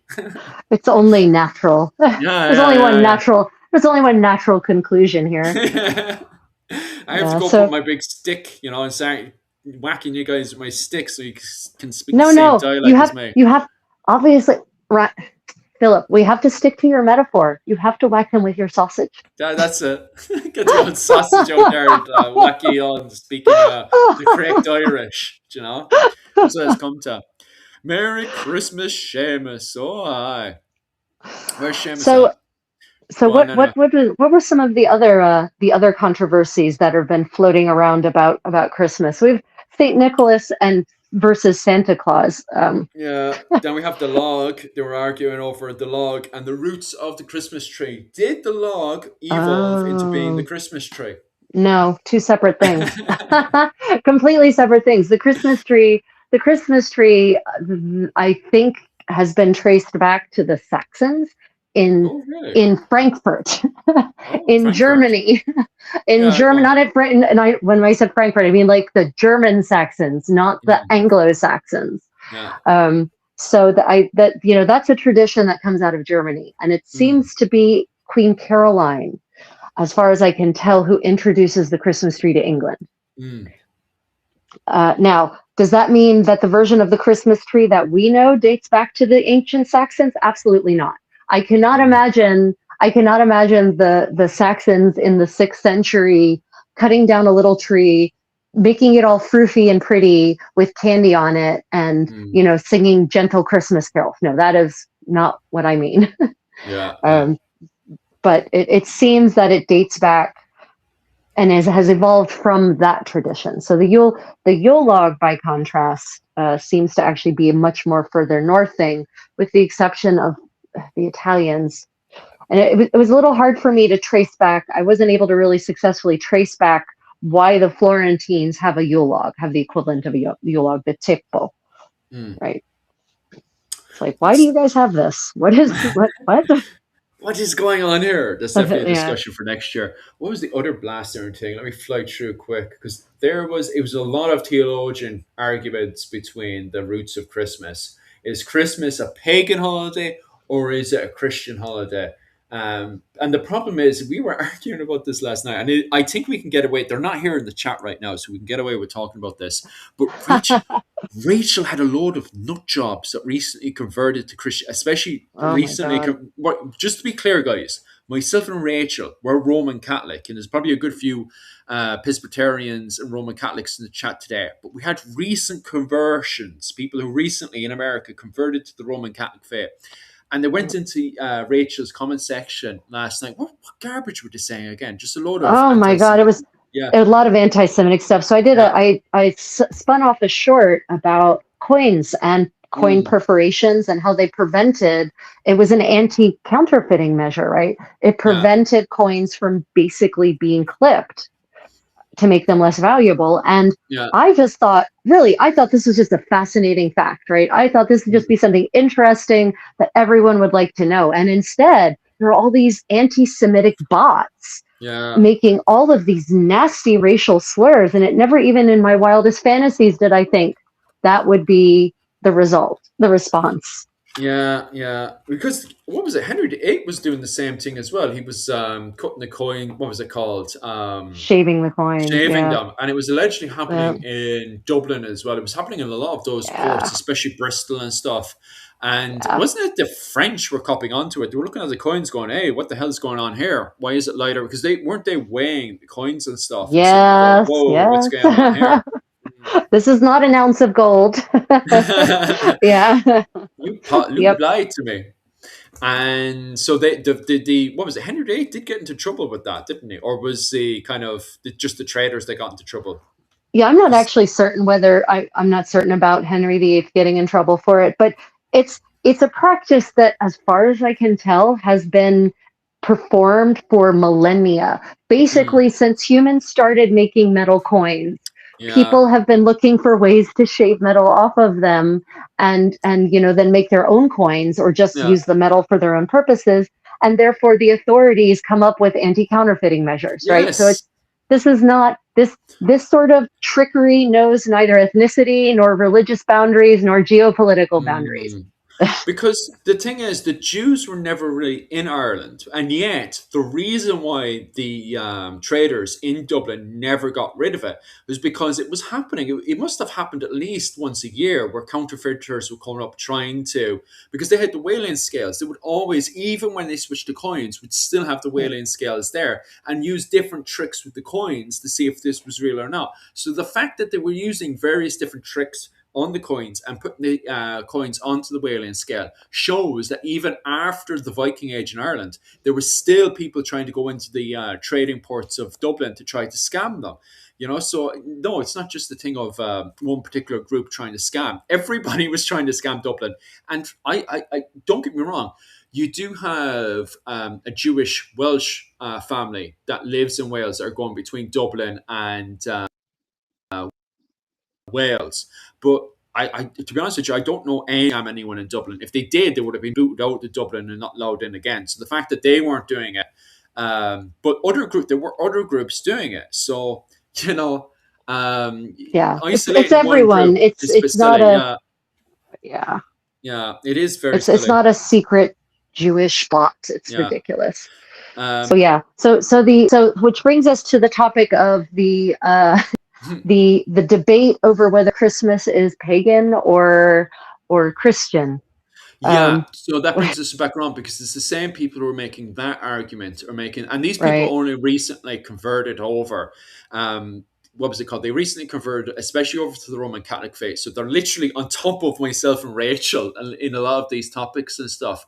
And they're very radical. And the stuff they're saying is basically that, what was it? It's for they themselves, it's very much like Christianity is a Roman, or at least a Christian holiday, and that's that. But then you have people disagreeing with it. But instead of saying, finding a halfway point, because I was listening to them this morning, it's very much like, no, what was it? Christmas is a pagan festival that you've stolen from us. So people online, very, very radical on both sides. Like, oh yeah, whereas the truth is in the middle.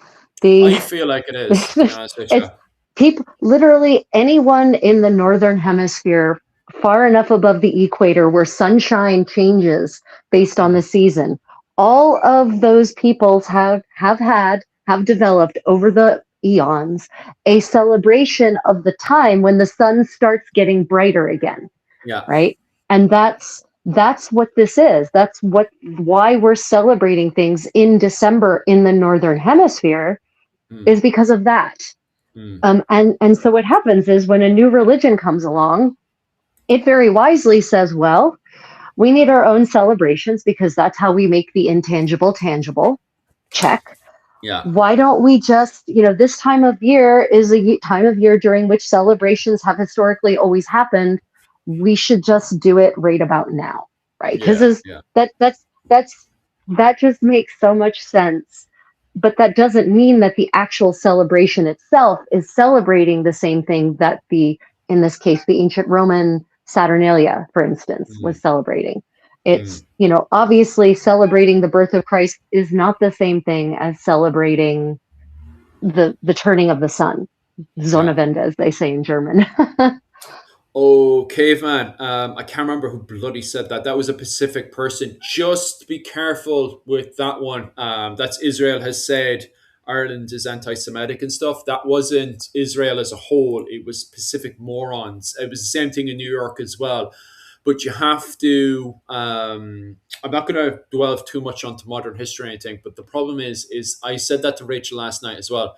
Is that it's actually quite complicated because of the tied in history a lot of these Irish and Jewish families have in New York around the 19th century. Just when somebody turns around and says a statement like that, just remember who specifically said the statement. Don't turn around and say Ireland said this or Israel said that or New York said this. It's a Pacific individual who's very ignorant. That comment that Israel has said Ireland is anti-Semitic, it's an ignorant comment made by an individual, which does not reflect the entire community in New York and Israel, which is Mm, very complicated. yeah. So you have to, as I said there, myself and Rachel were talking about the same thing last night as well. It's very very complicated because I have Jewish friends both in New York and in Israel as well, and I've in the past made certain things that's happened clear to a certain way. And you can see why I'm trying to be careful with my wording and stuff. Yeah, exactly. uh, Um, because it doesn't opinions of individuals in both Israel and New York is very very complicated, and you have a lot of Jewish people are married to Irish people, and the history between Irish people and the Jewish communities is complicated. So trying to make those large statements, it's funny at times, like yeah. and you can see why I'm tripping over and why I'm trying to quickly pull the conversation back. But basically, Okay. my original state, yeah, go on, Yeah. Let me help you. yeah.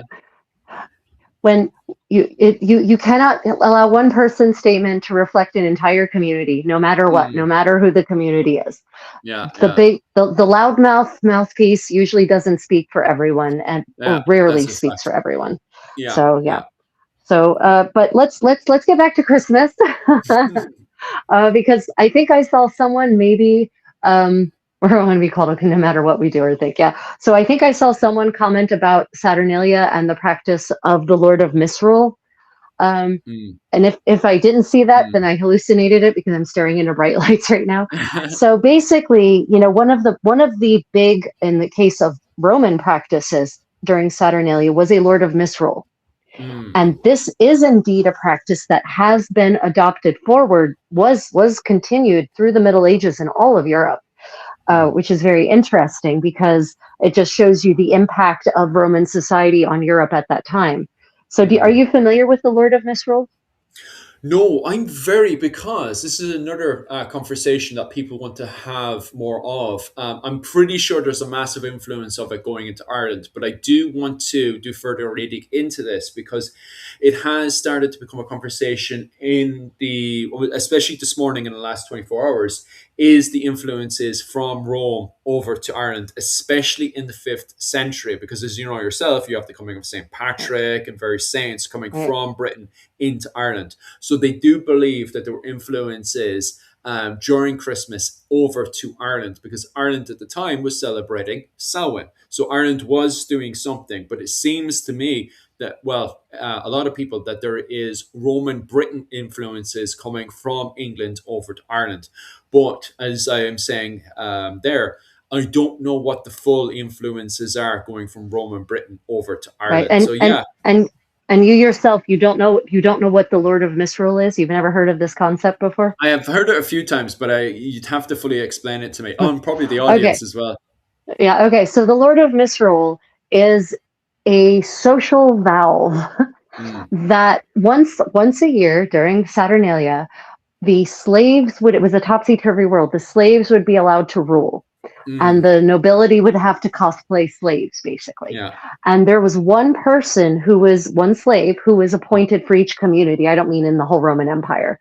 I mean, sort of in each community or in each household, more likely, was appointed the Lord of Misrule. And for that brief time, they were allowed to order everyone around and engage in, well, misrule, in all kinds of naughty, scandalous, debauched behavior, hedonism par excellence. And it's very smart, actually, of a slave owning society to have such a practice, because it did allow, once a year, it did allow slaves a sort of liberty that they would otherwise not have for one day, or however. I'm not certain if it was just one day. It is one day in the Middle Ages. I'm not certain about the Lord of Misrule in the practice of Saturnalia, but for that brief time, it allowed the slave force to feel the taste of freedom. And there's some theories that this is actually what allowed the institution of slavery to continue as long as it did. That's why there weren't more slave rebellions in the Roman Empire, because of this once a year when the world was turned upside down. And it's this pressure valve. It let off the pressure, and then it would build until the next Saturnalia, and then they'd let off the pressure again. So this practice of the Lord of Misrule can be found everywhere across Europe in the Middle Ages. Yeah. Everywhere I've looked for it, I have found it. Yes. In the Italies, in France, in Spain, in England, and so I would honestly be shocked 100%. If it weren't also practiced in Ireland. In Ireland, especially around Christmas and stuff, not only do we have oh my God, what are they called again? The chat probably knows. When you dress up those young fellas go around with the straw hats and stuff. Yes, those are the boy bishops. The boy bishops, right? Yeah, we have the boy bishops as well. Where they have a full wicker thing that goes over their face and stuff as well. But they also there's other stuff that goes on as well. They have the boy bishops, especially in Dublin and stuff. You definitely see all that. I have come across that in Dublin.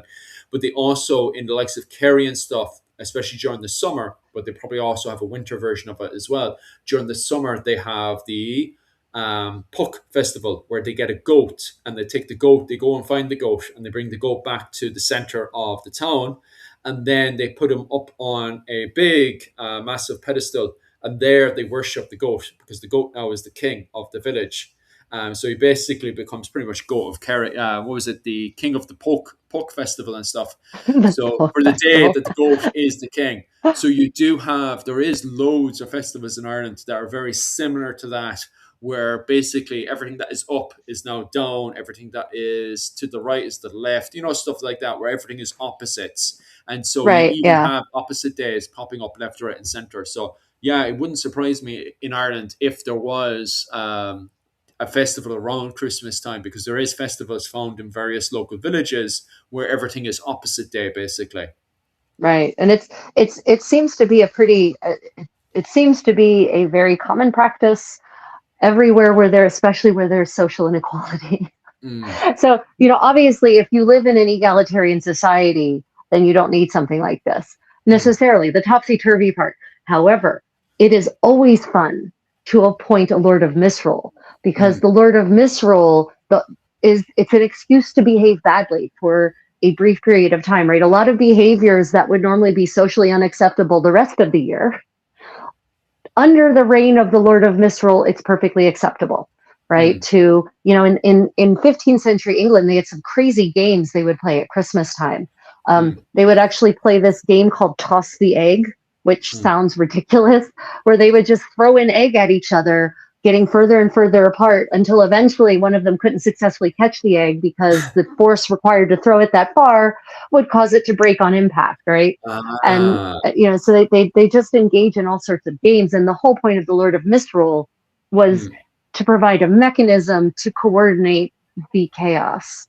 Yeah. Right? So yeah, there's in an egalitarian society, you don't necessarily need the pressure valve, but in a society that's tightly ordered, that's really knit up, that's structured, and everyone follows the rules, the Lord of Misrule is a day when a different kind of social pressure valve, right? A day when you can just throw off the shackles of order and enjoy the thrill of chaos. Let some of you. What alcohol are some of you guys drinking there? Some of you guys need to start being careful now because the old algorithm is going to come in and tell you all off. But yeah, yeah. This 4 day event held in the caveman. I can't tell if you're telling the truth or not. Weekend is capture and execution of the character based on Hugh O'Neill. I did not know that. I have to find out about this festival. Give me just a second there. I'm going to look that up there. Dovin, UK Festival, Kevin, Irish. Kevin, buddy, Kevin, calm down, man. What's he doing now? Oh my gosh. Thankfully, he spelt it like a farming implement rather than the slang word for a female sex worker. Oh yeah, I seen that as well. Kevin, I was like, Kevin, you're gonna get in trouble now. Yeah, hunting of the Earl of Roan. That's a festival. I thought you were making that up. That's a real festival. When is it on? Timing, 4 day event. It really is a 4 day event. It takes place on the. Jeez, I didn't realize Dovin had a festival dedicated to just killing Irish earls. That's wild. Oh, the festival is Well, banned. you know. And then they brought it. Okay, so they banned it, and then they brought it back during the Troubles. Oh my god! Thank you. Well done, England. Jesus, I love how it was banned in eight. So even people in 1837 knew it was unacceptable behaviour to have an Irish earl killed, and then during the Troubles, when they were at war with England, Dovin is just like, "Oh, let's make fun of Ireland and bring back the festival." Jesus You know, Christ. Talk about see, not reading the room. I wouldn't mind. I wouldn't mind. Yeah, exactly. Not reading the room. I wouldn't mind if the festival was a what's it called? A festival that was just a historical festival or something, right? But the fact that people who were already pretty radical in the 1837 knew this was unacceptable behavior and banned it in 1837 only for English people to bring it back in the 70s to make fun of Irish people. It's like, okay. And I'm looking at this festival and Jesus, no. How a small village. It is a small rural village, but Jesus. Okay. Oh my goodness. Absolutely crazy. Yeah, it is crazy. I'm looking at it now and I'm like, how are they getting away with this in 2025? I wouldn't mind if this was banned after the war, but the fact this is happening in, what was it, 2025, I'm like, oh my God. Okay, right. I don't know how to, I'd have to, I don't know. I don't know. A lot of white people, that's for sure. Oh, I think I saw a comment about Kevin. Oh, Moomer. Maybe I'm not certain what that was. I thought he was talking about mummers. Yeah, so that's another medieval Christmas tradition that has actually continued to this day, or Christmas mummers, right? But mumming in the 15th century was not like mumming now. So Moorish dancing, right? Moorish dancers now it's very stylized and very specific. Moorish dancing in the 15th century was still evolving and took more the form of little danced and sung theatricals, mini theatricals, pantomiming more like, and often had really dire consequences because of the way the costumes were made. So, have you heard of the burning ball, the Bal des Ardents? No, I haven't. You have to explain. So this dates to the 1390s in France, 1389 in France, and this wasn't actually at Christmas. It was at a different time of year, but it reflects one of these origins of mumming, of Moorish dancing, and basically the royal peers of France put on a spectacle for the court, a wild man spectacle. Do you know what wild men were in medieval mythology? Wild man. Any links to wolfmen or anything? From an Irish perspective. Okay. These are literally, supposedly there were like this is their idea of Neanderthals, basically. Like these were literally hairy people who were savage and had never had civilization and were living in some kind of remote part of the world. Right. This the myth of the wild man. And so they dressed up like wild men, basically Yeti, like short Yeti, short Bigfoot, Mm. and they dress themselves in full costumes to make them look like fully hairy people. Mm. Well, the way to make a costume like that at the end of the 14th century was using straw, linen, and pitch to Mm. glue the straw onto the linen. So what does that, those sound like free ingredients for what? It sounds like something horrific, that's for sure. If you want to start a fire real fast and real hot, that's what you need. You Yeah, yeah, I need was thinking that. you need some linen coal cloth, you need some kindling, and you need some pitch, and you're good to go. And that's Yeah. what they made their costumes out of. So they're full body wild men costumes made of linen, pitch, and straw. Uh-huh. And they're dancing Okay. wildly, by the That's what way. I was Oh, thinking. they're also connected by a rope as part of this performance. They're Yeah. connected by a rope. Yeah. So they're connected by a rope and they're dancing wildly, springing in the air, doing all kinds of crazy acrobatics. And this room is illuminated by what? It's the 1390s. What kind of illumination do the great halls of castles have? Oh my God. It's so this is all covered in wood and the whole shebang. And these guys are Well, no, running I mean, around. and there's torches. There's Yeah, yeah, torches. The halls are illuminated by torches with yeah, giant open flames, and they're yeah, running around in these torch costumes, yeah, basically. One of them catches on fire, yeah, of course. and soon all seven of them are on fire Yeah, because the fire communicates through the rope that yeah. connects them. And of course, this is pitch, so the pitch is burning into their skin. It's not, they can't get it peeled off. And so basically, four of the seven royal peers of France died that day. Well, not that day. They Was didn't die that day. That's the worst part. They didn't die that yeah, day. yeah, of course. They died several days later Yeah, of their wounds. yeah. So yeah, it's called the Bal des Ardents. If you look it up, you can see there's a 15th century depiction of it. The Duchess of Orleans, who is the aunt of the Dauphin of France, saves him Yeah. by actually taking her skirts, her cote hardie, bringing us back to the Côte d'Amour, Mm. right? Takes her cote hardie and actually smothers her nephew, her Mm. step nephew, so that the flames go out. Like she has the prescience of mind to know that flame is put out if you smother it. And she Mm. actually risks her own life by smothering the flames of his burning wild man costume with her dress, with the skirts of her dress. Yeah, talk about no one gives her enough credit. I Mm. mean, seriously, how many women, men, doesn't matter, are going to walk up to someone who's in flames and use the clothes still on their bodies to smother the flames, right? Like that's serious chutzpah. So Mm. yeah, that's the Bal des Ardents. It was a tragic in It performing was arts. tragic. It wasn't intentional, no? No, Because it was nope. as you were describing it, I was like, you're telling me they're not doing this on purpose. They're not. No one who just like whoever made these costumes either wanted them to die Yes, I was thinking that. or it was like some kind of really subtle Because assassination attempt. yeah, because I was thinking to myself, are you talking 14th, 15th century, or are you talking about ancient Rome? Because that sounds like something ancient Rome would do for shits and giggles, not the 14th and 15th century. 1390s 39. Oh my 1390s God, that's even 1389 worse. 1389. Yeah. So you're telling me just when they're allegedly finding enlightenment and starting to go into the Renaissance, they're doing wild stuff like this? Quite literally, the wild men and women. Yep. Yep. Okay. The Bal des Ardents.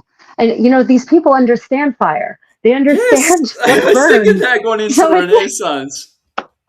I mean, I could understand. So I could totally see some modern person now making a costume out of these materials because most people don't understand about the Mm, flammability of materials, right? I could see someone being like, well, I want to make an all natural costume, not yeah. using petrochemicals. And so in petrochemicals, right? Mm, Plastic. So they use linen, pitch, and straw. mm, Yeah, but no, these are people who should have known better. They should yeah. have known better. Mm. Oh, stop. How badly they were dead, Seamus? I didn't Yeah, even so heard about that. so so four of the seven died. Mm, Three yeah. of them recovered. Mm. So, and I think the Dauphin had really minor burns because the Duchess of Orleans moved real fast Mm. to put him out. Yeah. She moved really quickly. Yeah.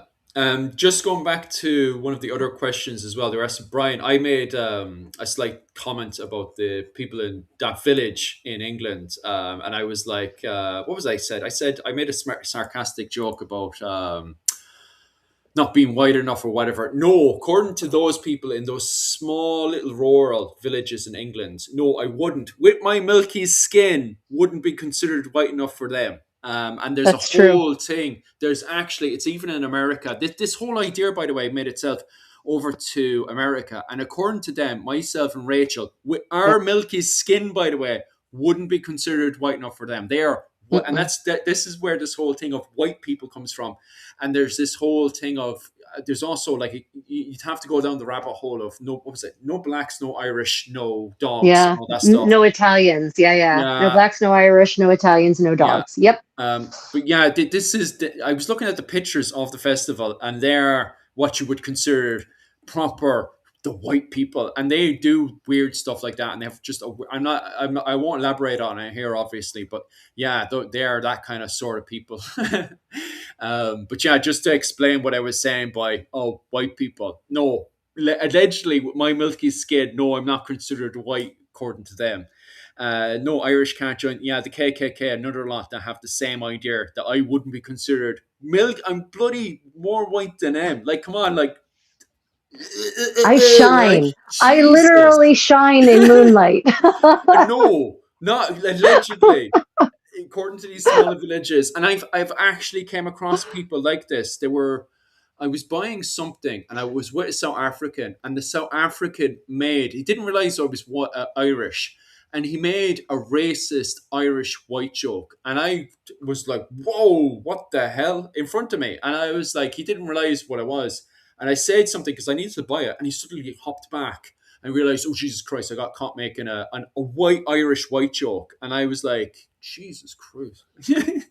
So still those people Seriously. exist in 2025 and clearly have festivals in England about chopping up Irish Yeah, people. Like I Jesus, guess.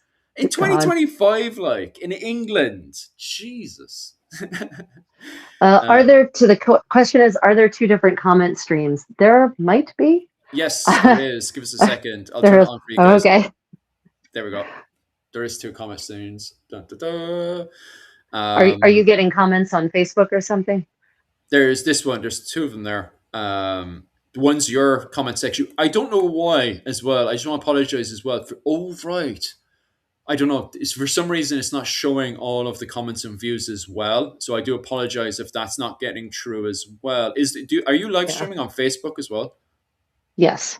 Yes, I'm I am. not sure. So I apologize if you're commenting over on Facebook and that's not getting through. This is everything I see now, right? So all the comments I see Yeah, now are here. sometimes, unfortunately, because of the software we're using to stream, we don't always see all the comments. It just is Yeah, what it is. yeah. Yeah, yeah. Just because we're But paying a anyway, wee bit of money to it. back. Yeah, right. Okay, back to Christmas. Back to medieval Christmas. Mhm. Um, so in places like England, Mhm. boar was a traditional Christmas, not traditional, medieval, a common, typical medieval Christmas roast. Mm. Or if there were no boar, then a pig that still looked a lot like a boar back then. Mm. Was the same thing. Was the same sort of. Do you know anything about actual Irish dishes that were served at Christmas in, say, the 15th century or the first millennium? Is that sort of thing documented in any kind of way? Oh, that is actually so. I was covering with your man who is Seamus the White Earl Butler when he went into New Ross to buy the food for Christmas. Where is it? It was the pigs Right, but and he had. I mean, he had everything. Like he yeah, was. he did, That was didn't he? like a massive feast. I just Yeah, wondered if there was like if there was something that was particularly a centerpiece of the feast. Like he basically. It sounds like he went and slaughtered 4 farms worth of yeah. Because he animals. was trying to show off, wasn't he? Because he wanted to show off to Waterford and also to the Fitzgeralds that what was it, Kilkenny show the biggest festivals in all of Ireland. That's basically what he wanted Right. to show off there with that one. And also Dublin as well, because Dublin was under English occupation. So he's basically showing off to the English with that big one. If there was anything festival, I do apologize, Rachel. I've nothing in my head right now other than cattle and stuff. We do know of one that goes from the early medieval period, and it eventually becomes what's it called in America? You guys in America know it for St. Patrick's Day, which is was it corn cob? Corned beef. Are you back to corned beef again? That's it. Yeah. For St. Patrick's Day, I do know of that one that eventually has its source going way back to the early medieval period. So it's something to do with cattle, and it's not in my brain right now what the actual name is from the early medieval period. But I'm assuming it's something to do with cattle on Christmas, especially in the fact that they've just paid their tax for the cattle tributes and stuff. So it wouldn't surprise me if there were cattle left over and they would have done something with the cattle. So there's bound to be something to do with cattle on Christmas, in my opinion.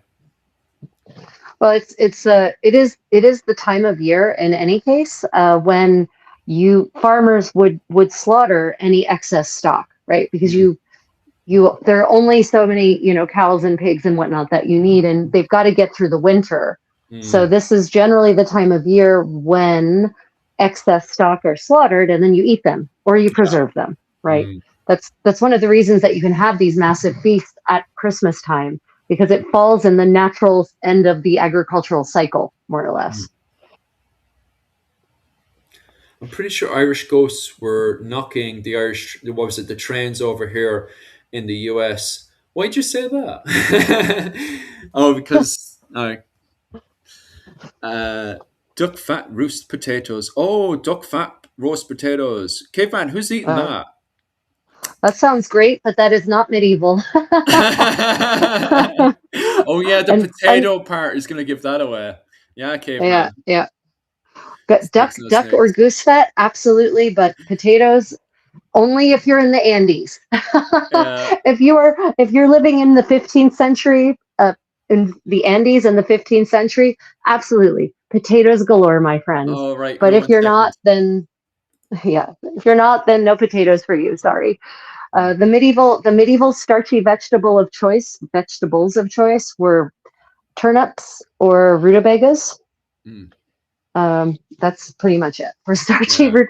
They had other root vegetables like different kinds of roots, but they're just not as starchy as a turnip is, right? So it's unfortunately you'll just have to cancel the idea of roast potatoes from your idea of a medieval Christmas feast. For sure. Snakes for Christmas in Ireland. Snakes just for Christmas. Don't tell St. Patrick anyway. We won't be inviting St. Patrick. If you're doing a snake for Christmas, make sure not to invite St. Patrick. That's for sure.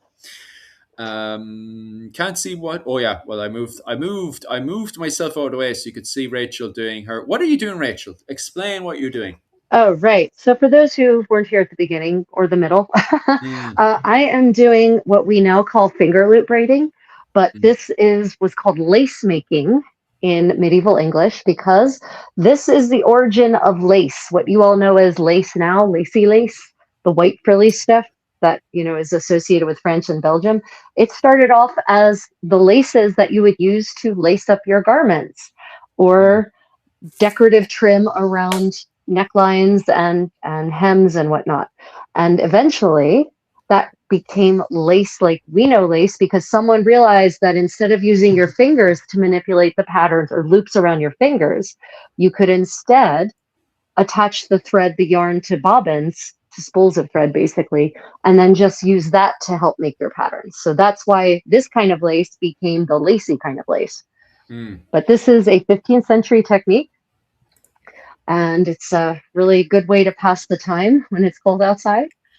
And it makes lengths of trim, basically narrow wears as they would be called, that you can use for a variety of purposes, including belts, garters, trim around your garments, purse strings. They've also used this technique to make seal strings. So the strings that you would use to attach seals to documents, for instance. And we know that they were doing this in Ireland because we have extant finds that are finger loop braided from places like Waterford and Wexford. So I'm yeah, it's just. a good fun. Mm, It was used the most common. The most common thread used for this was actually, as far as we can tell, silk, and it was generally silk women who did this professionally, and then they sold their wares. But we do know that hemp was also used, wool was also used, linen was also used. Just that's silk another. survives the best.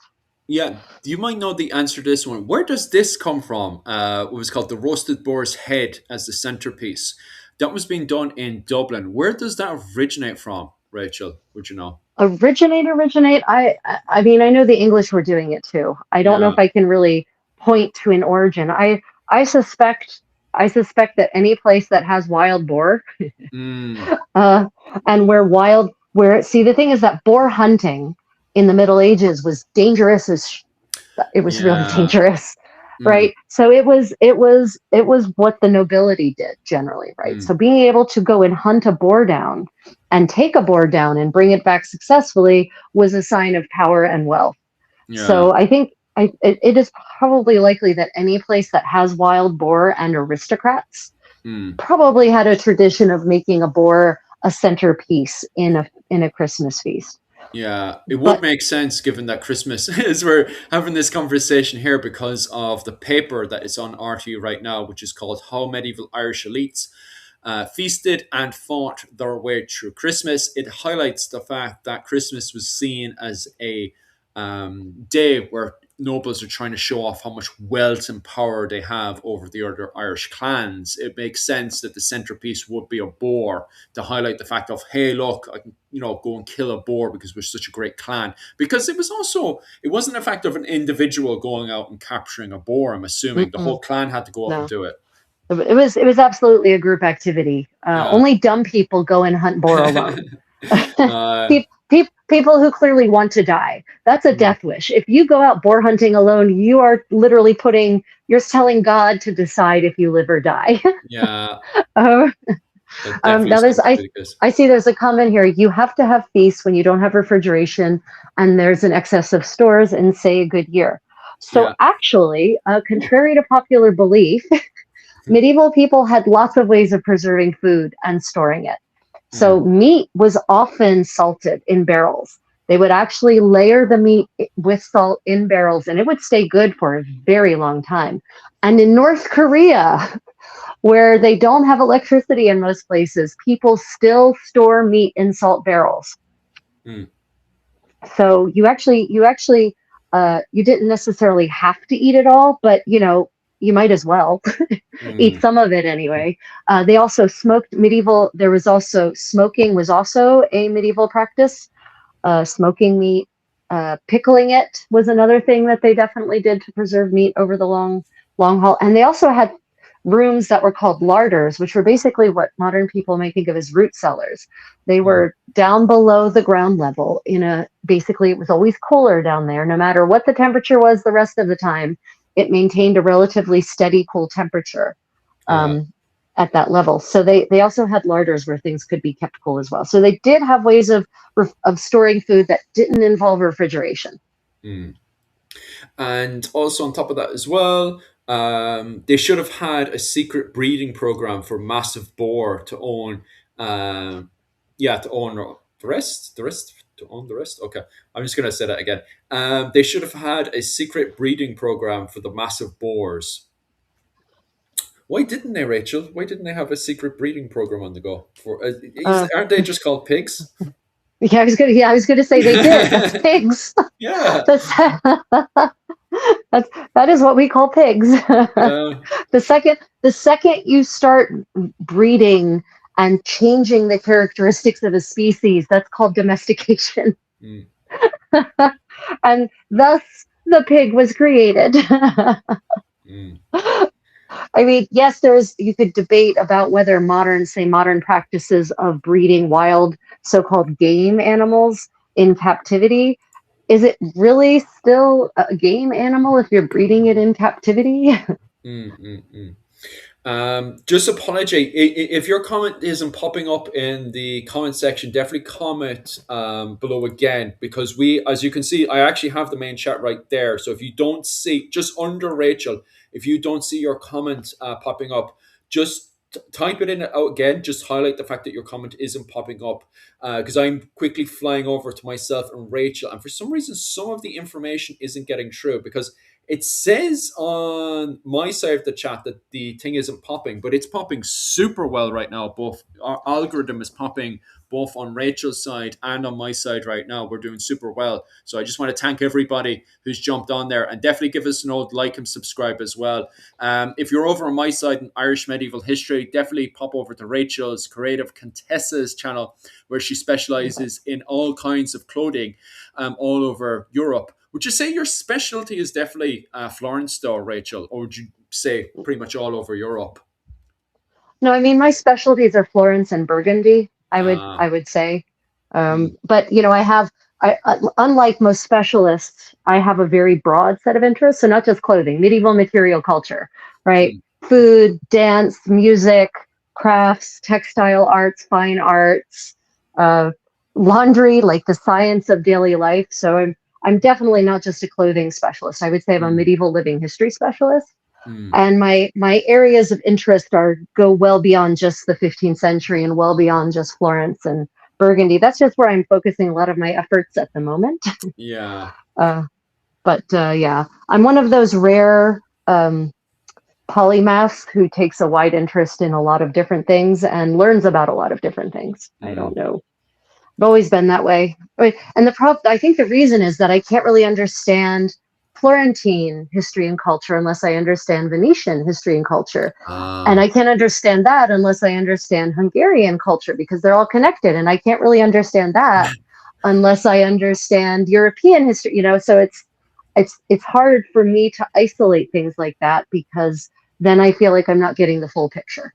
yeah. It's funny. Even recently, for the last year, we've been looking at the connection between the Desmond Fitzgeralds and Florence as well. And there's so much information to find out about the wider world of Ireland, especially recently since we started this GoFundMe with the old this one here. We have over and go anyone who's jumped on there now. Myself and Rachel are running a GoFundMe. It's over on GoFundMe. It's called "Help Recreate a 15th Century." What's it called? Oh my god, my brain is Ensemble. ensemble. My brain was tripping Ensemble. there for Yeah. a second, and what you pointed out there was the headwear. You were saying, all right, that the headwear was very Italian, which was very Yeah, it had surprising to yeah. me.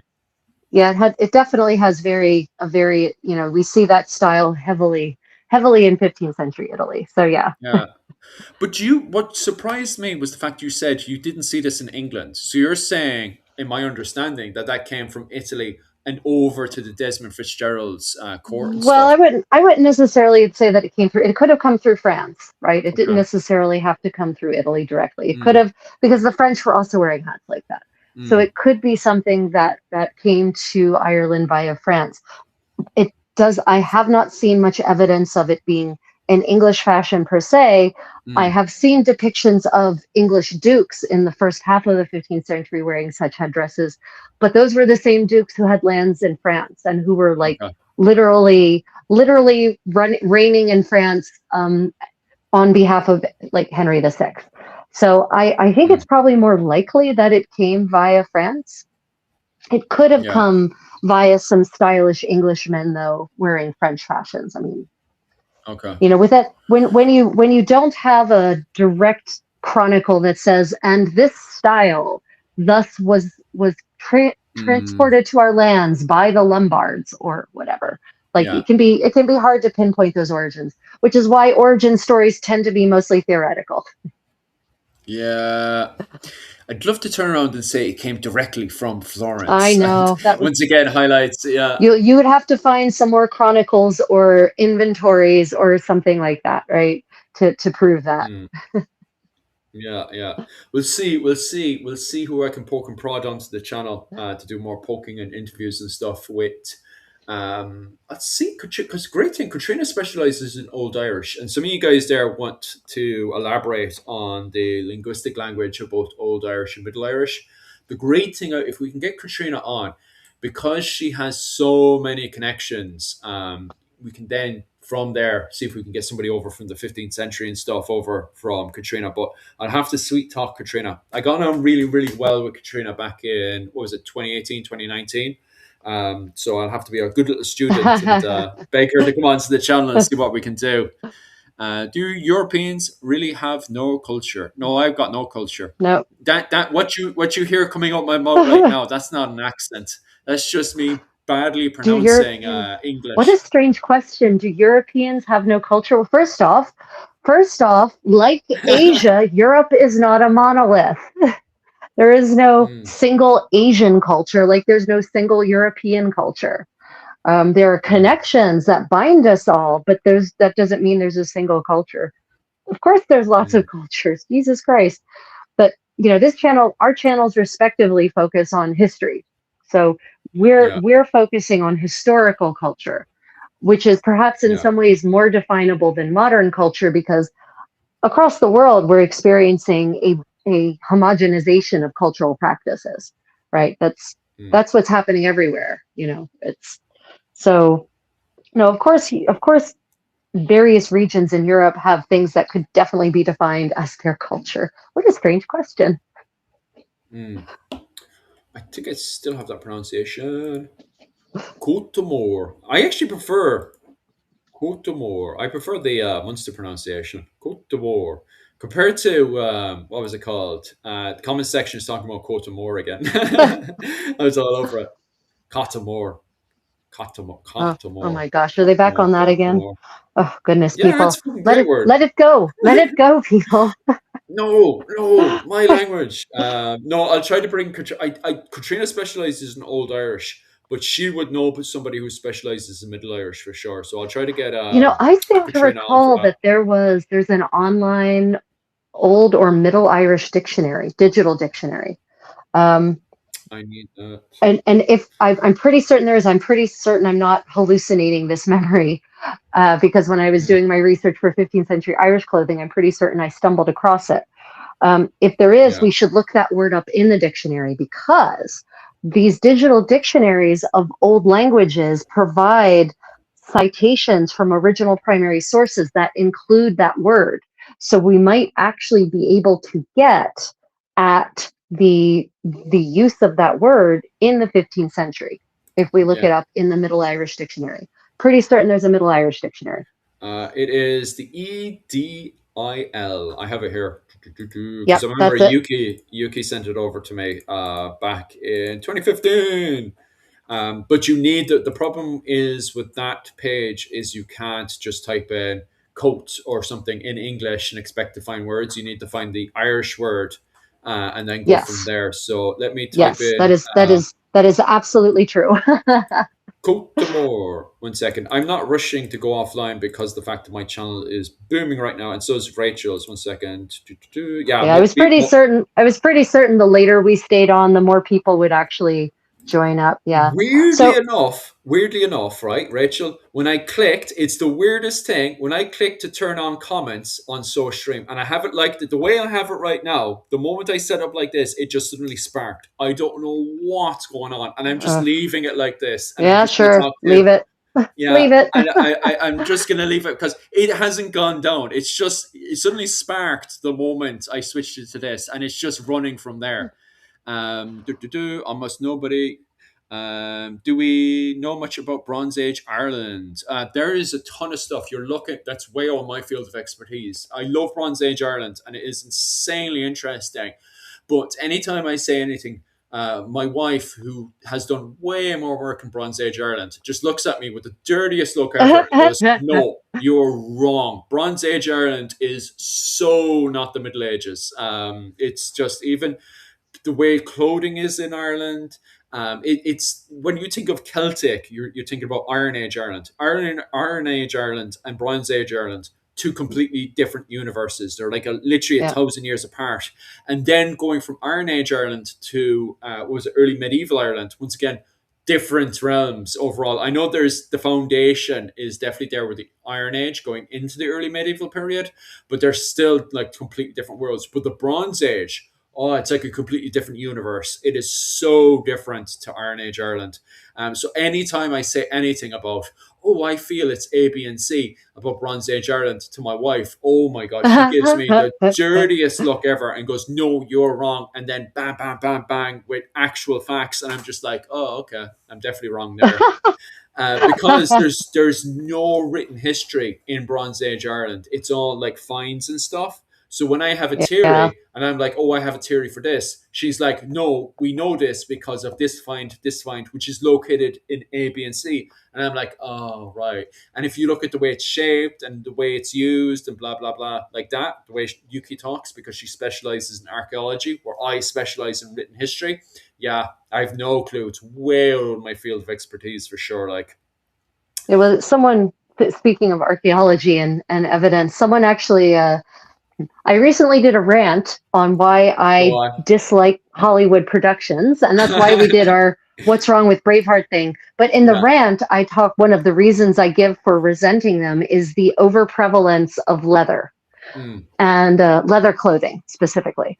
And someone actually rightfully asked me, thankfully, some very honest commenter in good faith asked me, well, what's wrong with leather? I would have thought leather would have been an accurate choice for clothing in the Middle Ages. And you talking about the Bronze Age made me think of it, because there are some Bronze Age leather clothing finds, right? But the Bronze Age, as you were saying, is not the Middle Ages. And the reason that I know leather, and it's like, why does the leather bother me? Well, I can't prove a negative, but here's what I can prove. I can prove the positive of all of the expense accounts, all of the inventories that I've poured through hundreds of pages. I mean, thousands of pages of expense accounts and inventories from across the Middle Ages, from across Europe. I've explored, trawled through hundreds of garments, textiles, extant garments, sometimes fragmentary, sometimes more or less the entire garment. We look at the depictions of people in the art, and leather makes an appearance so infrequently as to be literally remarkable. As in, when I stumble across an extant leather garment, I go, oh my, I remark. And so leather is just not a common text choice for clothing. Now, Philip, would you feel comfortable wearing, would a leather tunic, all leather, think of your wool tunics, now turn them into leather. Do you think that would actually be comfortable to wear?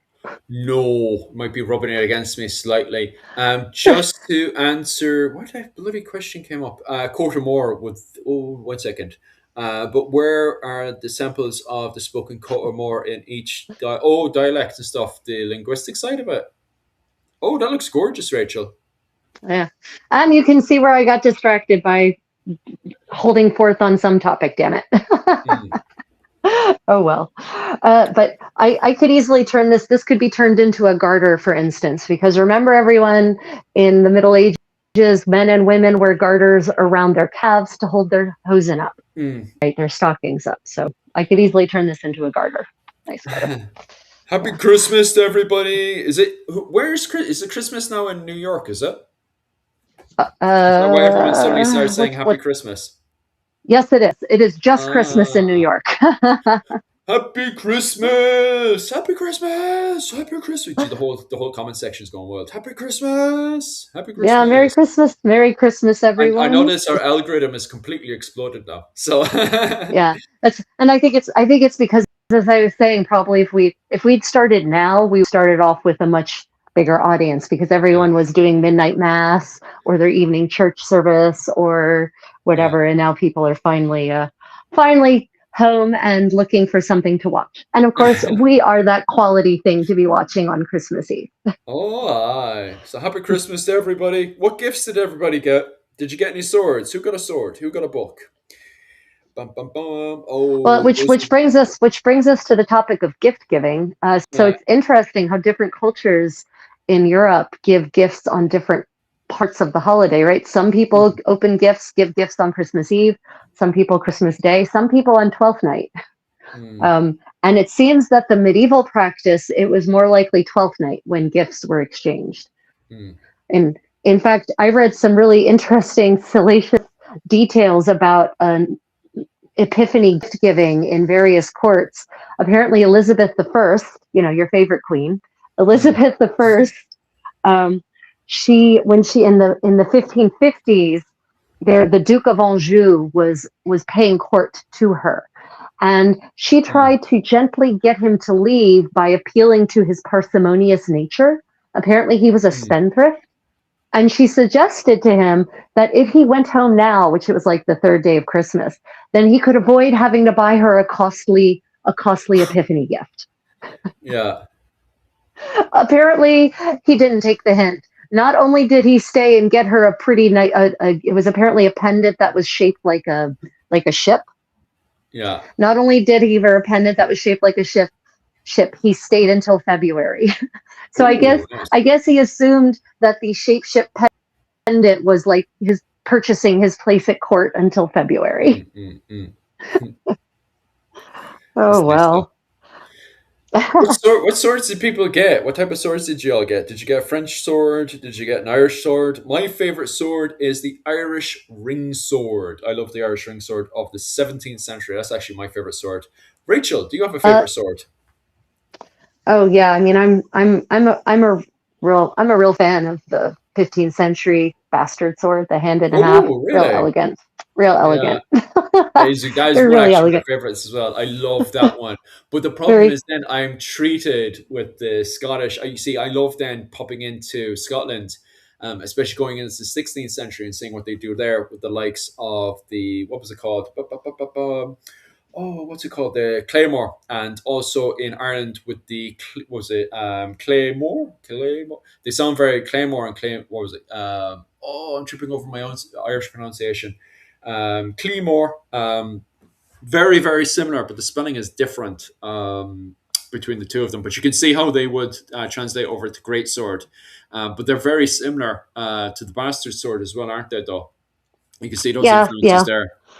Yeah, the nice thing about the bastard sword is it's very versatile, right? Because I was about to ask you that. 15th century combat techniques in Europe are very not like most people imagine them, right? It's much more MMA than people really imagine until you crack open a 15th century fighting manual and you see kicks and throws and grapples and chokeholds. And so there's a lot of half swording in 15th century in 15th century combat techniques.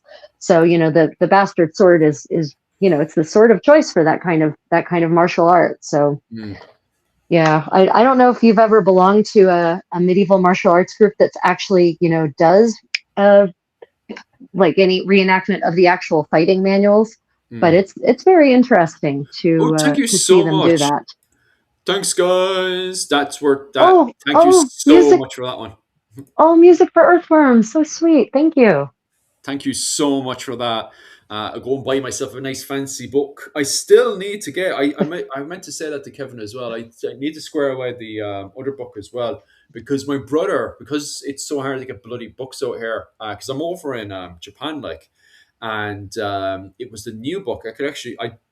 I don't know if I want to switch that because it'll wreck up our setup right now, but it's the other book that Kevin was talking about earlier, which was the Gaelic World at War. I have to figure out how I'm going to get that book over here. But I have managed to get Of Kearns and Gallowglass over, so I can read and enjoy that when it gets over here for sure. Every time you say the Gaelic World at War, I immediately switch mentally to the World at War documentary series, which is about World War II. And so immediately I imagine a bunch of 10th century Irishmen flying B-2 bombers, right? Sure, that's what they did, wasn't it? They jumped off the tree and started throwing rocks. They were with their bird wings and started throwing rocks at the English. Wasn't that what they did? No. It's I totally get that's why they named that book that way, so it would catch people's attention in that same way, and it would be clickbaity too for web searches, So if people looked up the World at War, they would get also results for the Gaelic World at War. But I swear to God, every time you say it, World War II footage flies through my mind, right? Original B-roll from World War II. Oh, for sure.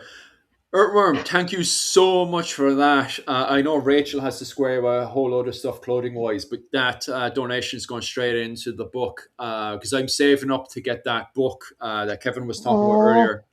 What was it oh, called? The music. Gaelic World at War.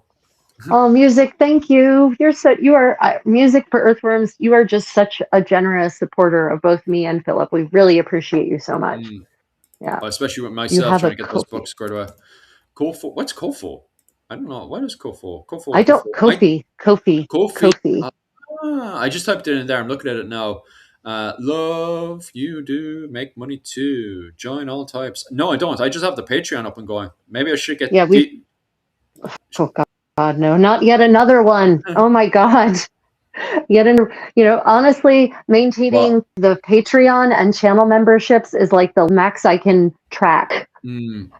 And now this GoFundMe. Oh my God, not yet another one. Oh, I'll see what the crack is with Kofu. What's Kofu about? Is that any good? Falcon. I like the Falcon sword. I still sword is Falchion. Falchion. Yeah, I always butcher it. Falchion. Not Falchion. Falcon. Yeah, Falchion.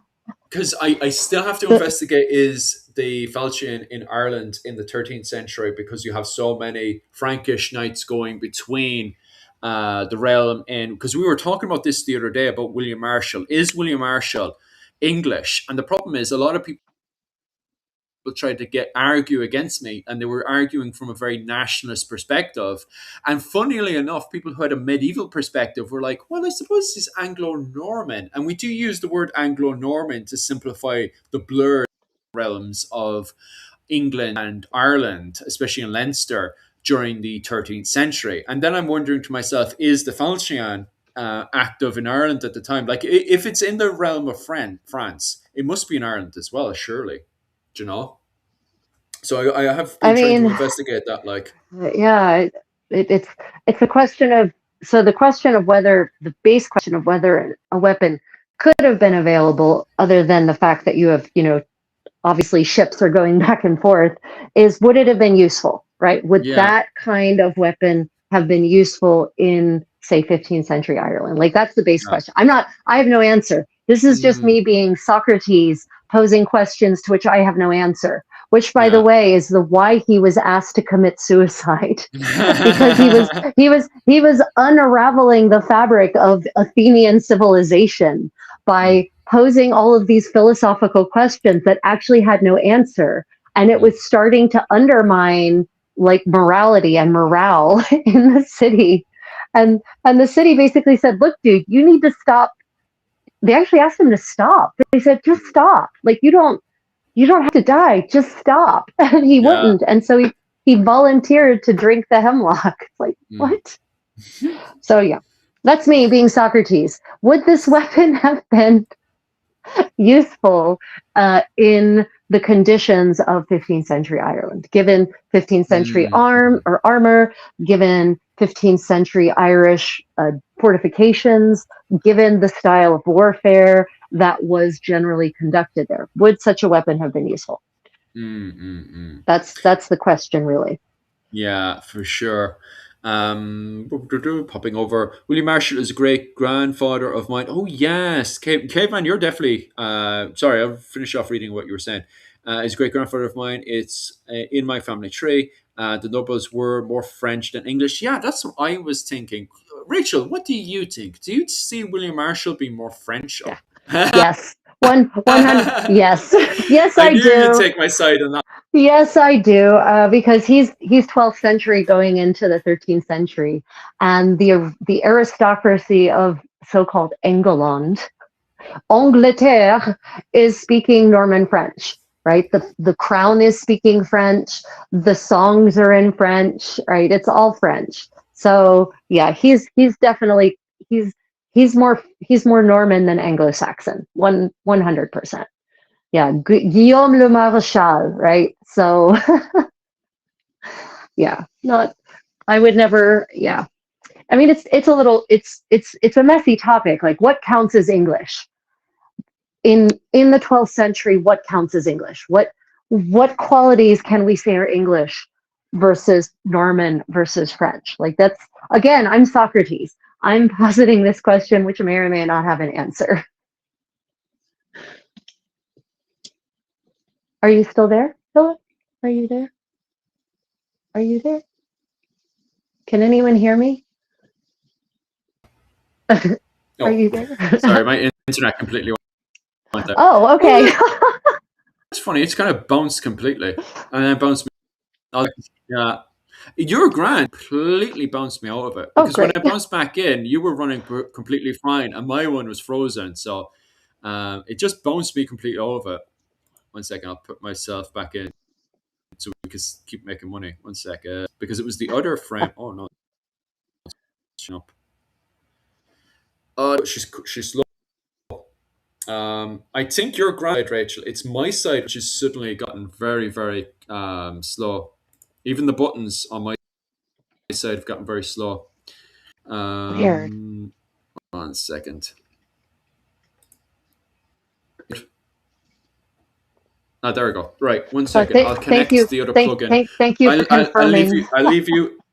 Yeah, it's my side. It's just gotten very slow. I'll plug in the other lead thing, and then I'll do some bits and bobs on my side, and I'll leave you entertain everybody. So there's a few minutes while I'm just. Yep, no problem. Okay, so everyone, Philip will be back. We're having some technical issues. No problem. Right. So, do any of you have any specific questions about Christmas traditions in the Middle Ages, or traditions you know of now, and you're wondering if to what that may trace back? I might be able to answer. I have pretty broad-based, broad-based range of interests. I think the key takeaway for Christmas in the Middle Ages is to understand that in medieval Europe, Christmas was a time of raucous revelry. It was not a family holiday. Nothing family about it. There was drinking, there was feasting, there was dancing, there were deeds of arms, soccer, medieval soccer, which is way more violent than modern soccer. Medieval soccer was more like rugby, where you kick the ball instead of throw the ball, right? So there was, sports were played, games, gambling would happen, dice, cards, board games like chess, and just sort of on continual repeat. Now, in amongst the 12 days of Christmas, you would also have a couple of saints' days that are interspersed in there as well. And depending on your region, you may or may not honor those saints' days in particular.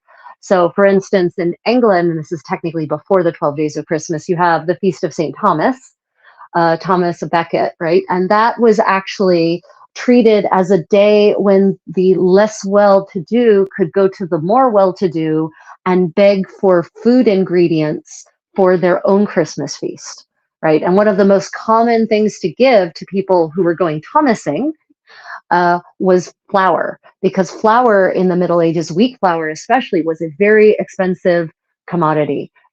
Especially white wheat flour, but wheat flour in general, white wheat flour in particular, was a luxury good, which I know most people can't think of in these days because white wheat flour is one of the cheapest flours that there is, right? That's because of subsidies and a bunch of other really bad reasons. So, you, depending on where you are, you would celebrate different saints' days. The Feast of the Holy Innocents, for instance, in the middle of Christmas, was in some places honored, in quotes, with the boy bishops, where they would actually they would choose a boy to be a bishop for a day. And there would actually be a ceremony where he would be invested with some kind of mitre. And he would actually then lead his choir of, boy monks and boy priests. And they would actually conduct a version of Mass. So, there were all kinds of other celebrations sort of happening under the umbrella of the 12 days of Christmas. And which of these celebrations were celebrated sort of really depends on the specific geography and the specific era. So you can't assume that because they're doing it in 15th century England, that they're also doing it in 15th century Italy or in 13th century England, right? Because these traditions definitely evolve. They're not stuck in time, just like our Christmas traditions aren't stuck in time. I've been doing this for thousands of years, Rachel. Yes. I don't know what you're talking about. I know, Philip. You're immortal. It's cool. Seamus says, did they have Christmas orgies? Yes. but it depends on who is they, right? So What? we know Seamus, what are you talking about? we know that in the papal court at the end of the 15th century, in the court of Alexander the Sixth, I think, the Borgia Pope. Of course, we know that at least there are reports of such activities happening. Excuse me, I need to clear my throat. Everyone, apologize. I should probably drink something too. I've been talking for 3 hours now. So so yeah, but we know that in at least the papal court there were certainly lascivious things afloat. Now we also know that in the Christmas court of Richard III, 1484, we know that there are several different prelates, men of the cloth, who complain about the lascivious nature of Richard III's court and how very secular it is. But we have to take that with a grain of salt, because honestly, the men who were writing about this were the kind of men who would have complained about any party that was fun, right? They would be that person. And so one of the things they complain about in the Richard III's Christmas court of 1484 is that the Queen, Anne, and Elizabeth of York, who would become the next queen, changed their clothes many times. It was just such a sin of vanity, right? So that's one of the things they were complaining about at that court. So what does lascivious mean? They don't go into specifics. So unfortunately, from our modern interpretation, if we read the word lascivious, we're going to assume that there was some kind of serious sexual activity happening. But there's no evidence of anything that specific in Richard III's court. And goodness knows the chroniclers that came after him would have sought in every way possible to discredit him as a monarch and to make him look like an immoral representative of the aristocracy or the royal family, to discredit his entire reign, basically. But there certainly seem to be implications that could happen. And we do know that there were hedonistic things that happened over the Christmas holidays. And no, sorry, that's Carnival. There's a part of Germany where there used to be a law in the books that anything that happened during Carnivale would not be grounds for divorce. But that's not Christmas, that's Carnivale. Yeah. Yeah, seriously, I'm not. Yeah, and by the way, that law was on the books until very recently in Bavaria. Oh, so... Bavaria. Right, that makes sense. So I do know the English were giving out about what was it called? The papacy was annoyed, and you'll probably add onto this as well, because I know the during the early medieval period in the Anglo-Saxon territories, the papacy was writing to the Anglo-Saxons, giving out to the clergy, because they would go drinking on nights out. They would get married because at the time they needed witness, and then the following morning they would go to the church and get it annulled because they were drunk. They were too drunk for it to be, an illegal binding contract of marriage. And the papacy was getting so annoyed about this, so they were starting to bring in as mandatory. And I don't think it wasn't until the 12th, 13th century that it started becoming mandatory that the witness had to be a member of the clergy, wasn't that? Right. Before that, it was a complete free for all. Yeah. Good times, right? Welcome to the early medieval period. Da, da, da, da, da. Well, I mean, in the early medieval period, marriage is not very well codified anyway. It's still kind of evolving. So, the church is still deciding, should we be involved in this? Should we not be involved in this? Is this a civil matter? Is this a matter for God? Because believe it or not, marriage doesn't become a sacrament until the 12th century. So, that's, yeah, it's a bit of a mess. Oh, Merry Christmas from California. Yeah, I was welcome. Just wondering that. Welcome, everyone. What time is it in California? California. It's pretty early there. Well, relatively. It's like 9:30. Oh, right. 9:30. So they're still on Christmas Eve. Yeah, over there. 9:30. It's 9:30 in California. Yeah. California. They're yep. Yeah. So look at you doing an American accent. Who, me? Brian says the definition of nudity is relative to the culture in question. 100%. Philip and I have been harping on this for months at this point, that, what we, the modern people, count as nude definitely was not the definition of nudity at all in the medieval period. Yeah. And for most of it, and I can tell this because I've read laws or court cases across a wide swath of medieval Europe across several centuries, and they all seem to have the same idea about nudity. That nudity is just not being dressed enough. Yeah. That's nudity. Not being bare fleshed. You're just not wearing what they consider enough clothes to be decent, which is completely different from the modern idea of what counts as enough clothes to be decent. Like so different. But you were elaborating on that when you went over to the 15th century studies on Irish clothing. You were saying something about nobles coming over to Ireland and saying that the Irish women were was it naked or just loose clothing? Naked. They were naked, but everyone was naked, not just the women. Everyone was naked. It was. But they weren't. It was. Naked, they were not. It was Ramon de Perellos, one of those Iberians, right, from Catalonia, and he goes on pilgrimage to St. Patrick's Purgatory, and he has this amazing travel vlog that he writes, which is really valuable in and of itself as a bit of historical anthropology. But he visits supposedly the court of King O'Neill in Tyrone, right? And he observes the people there, and he's horrified by the way that they're underdressed.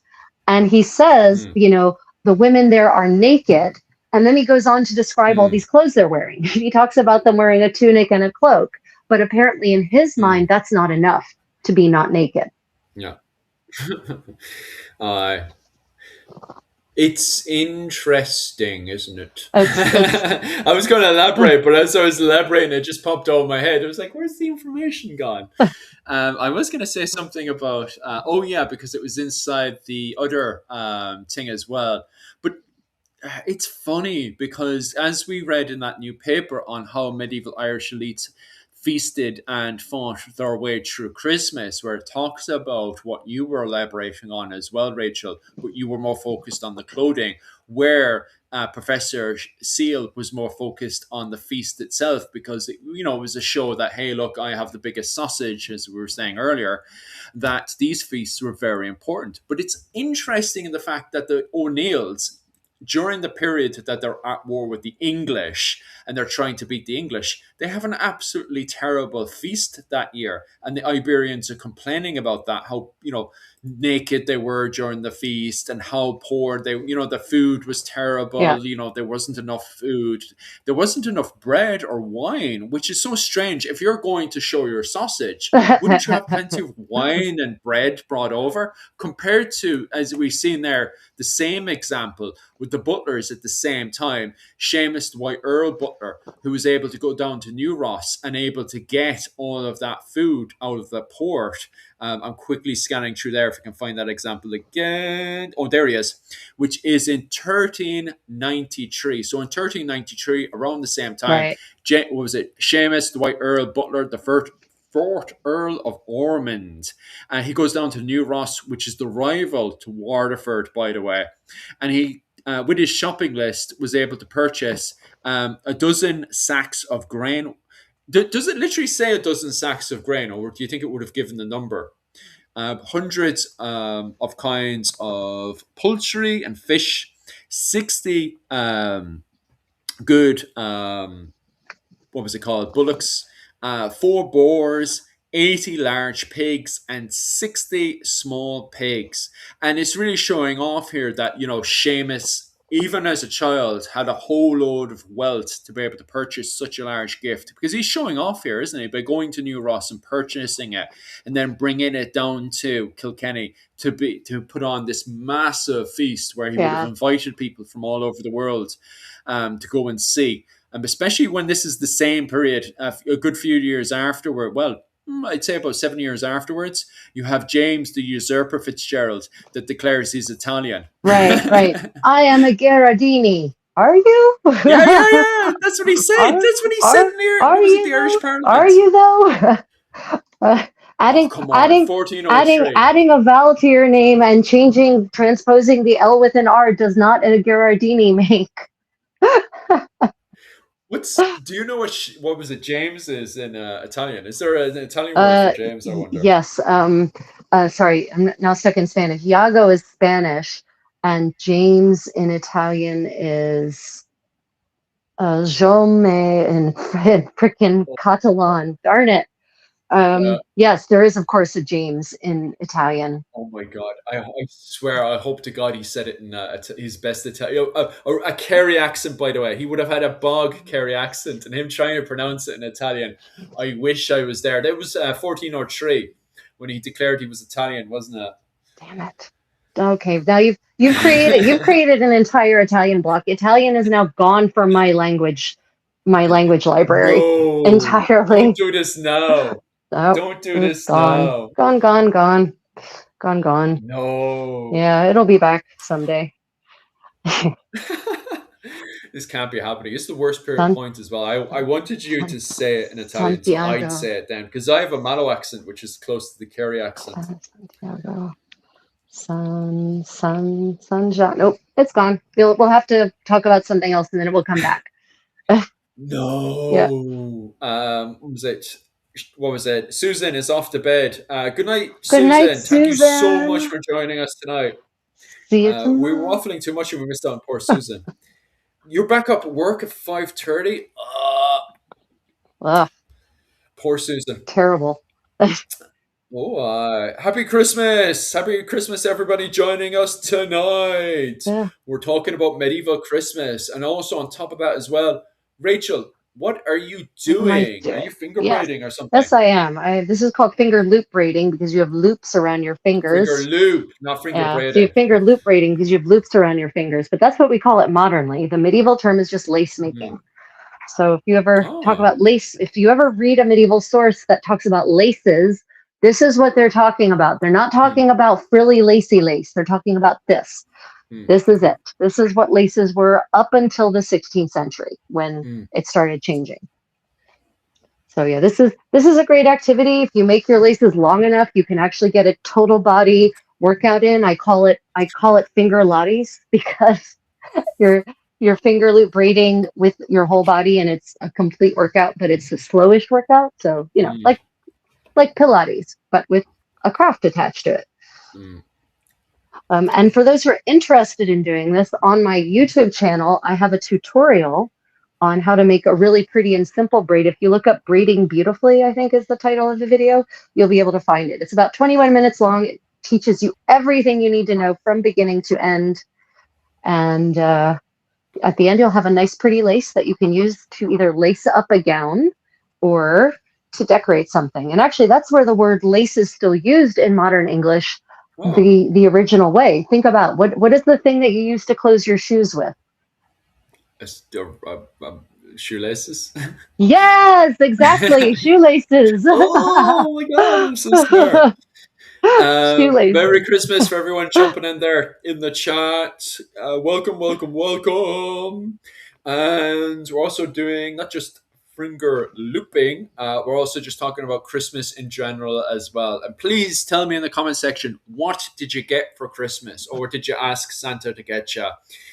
If Santa hasn't gotten you it, tell us what it is there. I can't get you it because, I have no money, but, hopefully wishes come true and somebody sends it to you. Rachel, what did you get for Christmas? Nothing. Oh, I'm alone. I'm alone this Christmas, so yeah.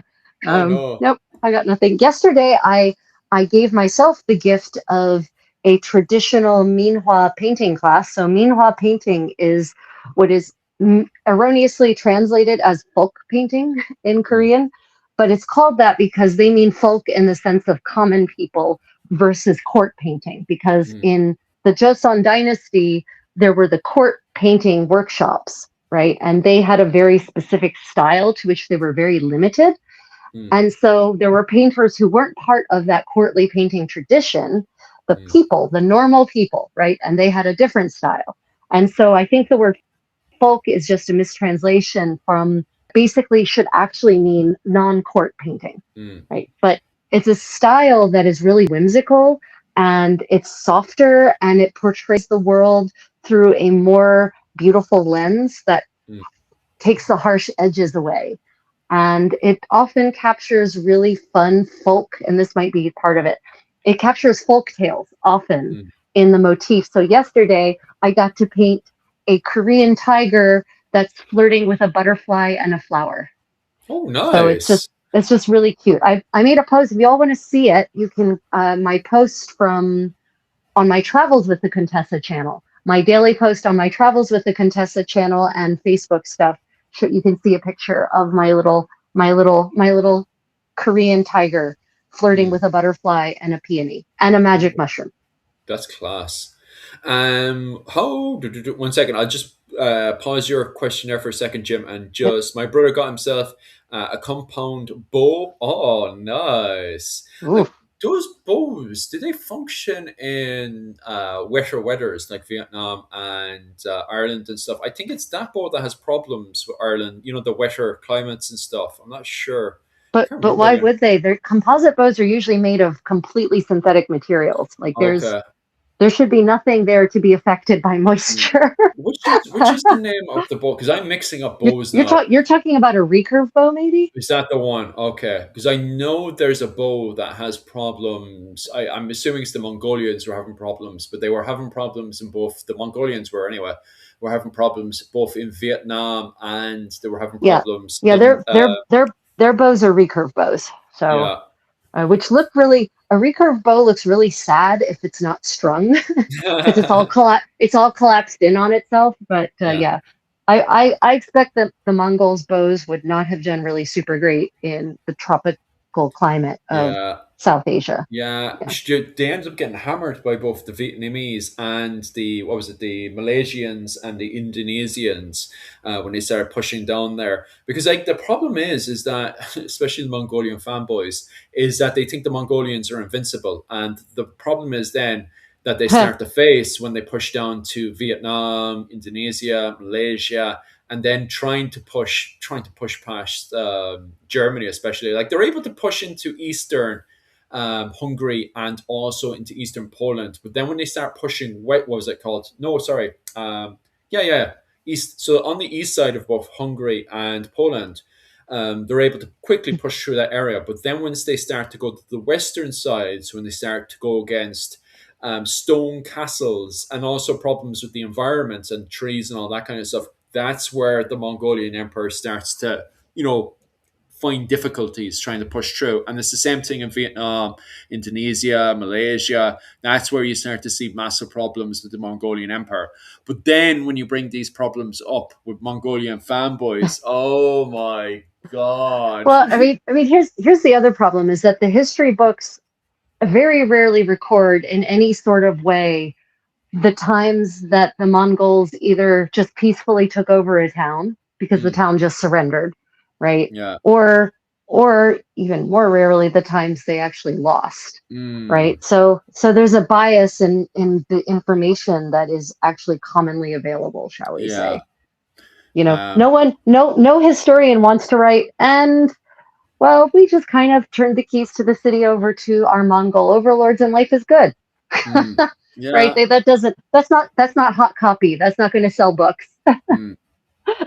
Thank you so much for that donation there as well. That means so much to myself and Rachel as well. Especially Rachel has to get a ton of clothing projects up and going as well. So your donation is worth so much for us. Thank you so much. What's happening? I don't know what's happening. What donation? What are we talking about? You have a donation of 14. I'm not sure how much that is in dollars, but that is so much. Rachel, thank you so much. Oh, thank you. I'm sorry, I can't tell. I can't see. I'm tied up by my laces. That's probably why you get the donation over. It's probably true. That's so generous. Thank you so much. I really appreciate that. Thank you, guys. The English, of course. Now I've been distracted so often on this particular lace that it's going to have some fun flaws in it. So actually, I'm going to put this out there to my patrons and my channel members. It's Christmas time, and one of the gifts I like to give to my people, my supporters, and those go for my super chatters as well, is I like to send out, little, like bits of this, my finger loop braiding samples from the year. So if you'd like to receive one of my not perfect finger loop braid samplers, that you can then use for a wide variety of purposes. Reach out to me, and we'll connect with your address, and I'll send you. This is for my members, my channel members, and my patrons, and my super chatters. So if you Mm. would like to receive a finger loop braid sampler from the Contessa, reach out to me, get me your address, and I will send you such an item. Gift from me to you. Merry Christmas. Oh, you spent 4 months in Angkor in Cambodia. Oh my Oh God, my I've been God. dying. Wow. I've Yeah, done. it's on my list. Yeah, yeah, yeah. I'm there as well. I wouldn't mind. You're in Korea and I'm in Japan, and people We get. should go together. We I should go know, together, right? Philip.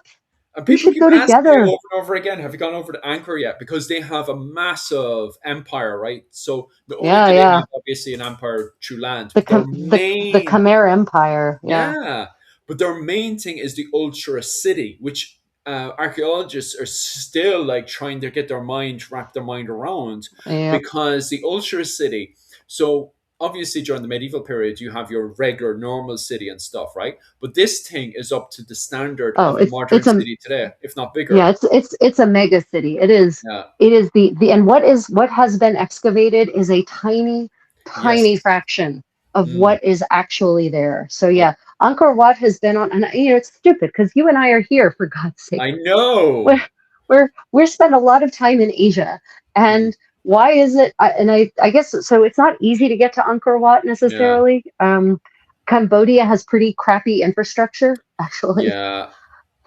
They're trying to So fix everything up as quick as they can because they're losing it. yeah, Cambodia has openly admitted right now that they're losing a whole load of money because, as you know yourself, the war kicked yeah. off recently. But they're trying to calm the war down as quick as they can. They were saying what's actually funny about it is that people making money both in what was it? Who did they have the recent skirmish with? Well, it tried to turn into a full blown war, but they're trying to calm it down as quick as possible.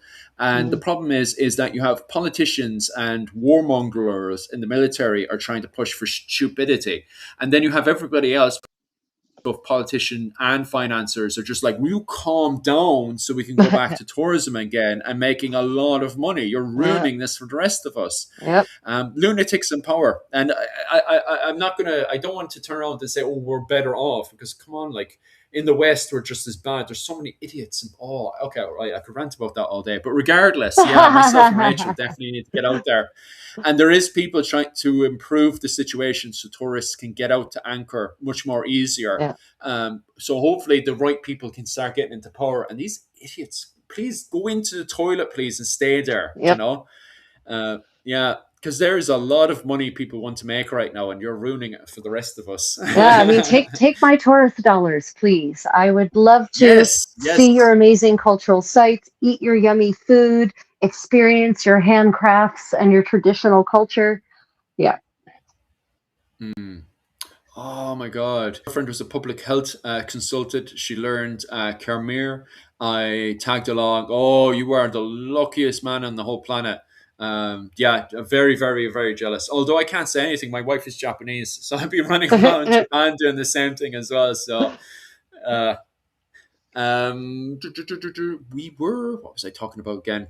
Anchor is another one. Amazing subject I could talk about all day. Mm. The only problem, actually, I'll jump over to the longbow one. The English longbow is an absolutely amazing weapon. Literally dominated the 14th, well, I'd say the late 13th century, 14th and 15th century. And they're also investigating and looking at the effects of the longbow during the early medieval period, but they still haven't fully gone into that because they think the men of Dublin were using well, I suppose, the Welsh longbow during the early medieval period as well. So they think the men of Dublin, basically the Vikings of Dublin, were also using the longbow as well, but they're still trying to investigate and research into that one.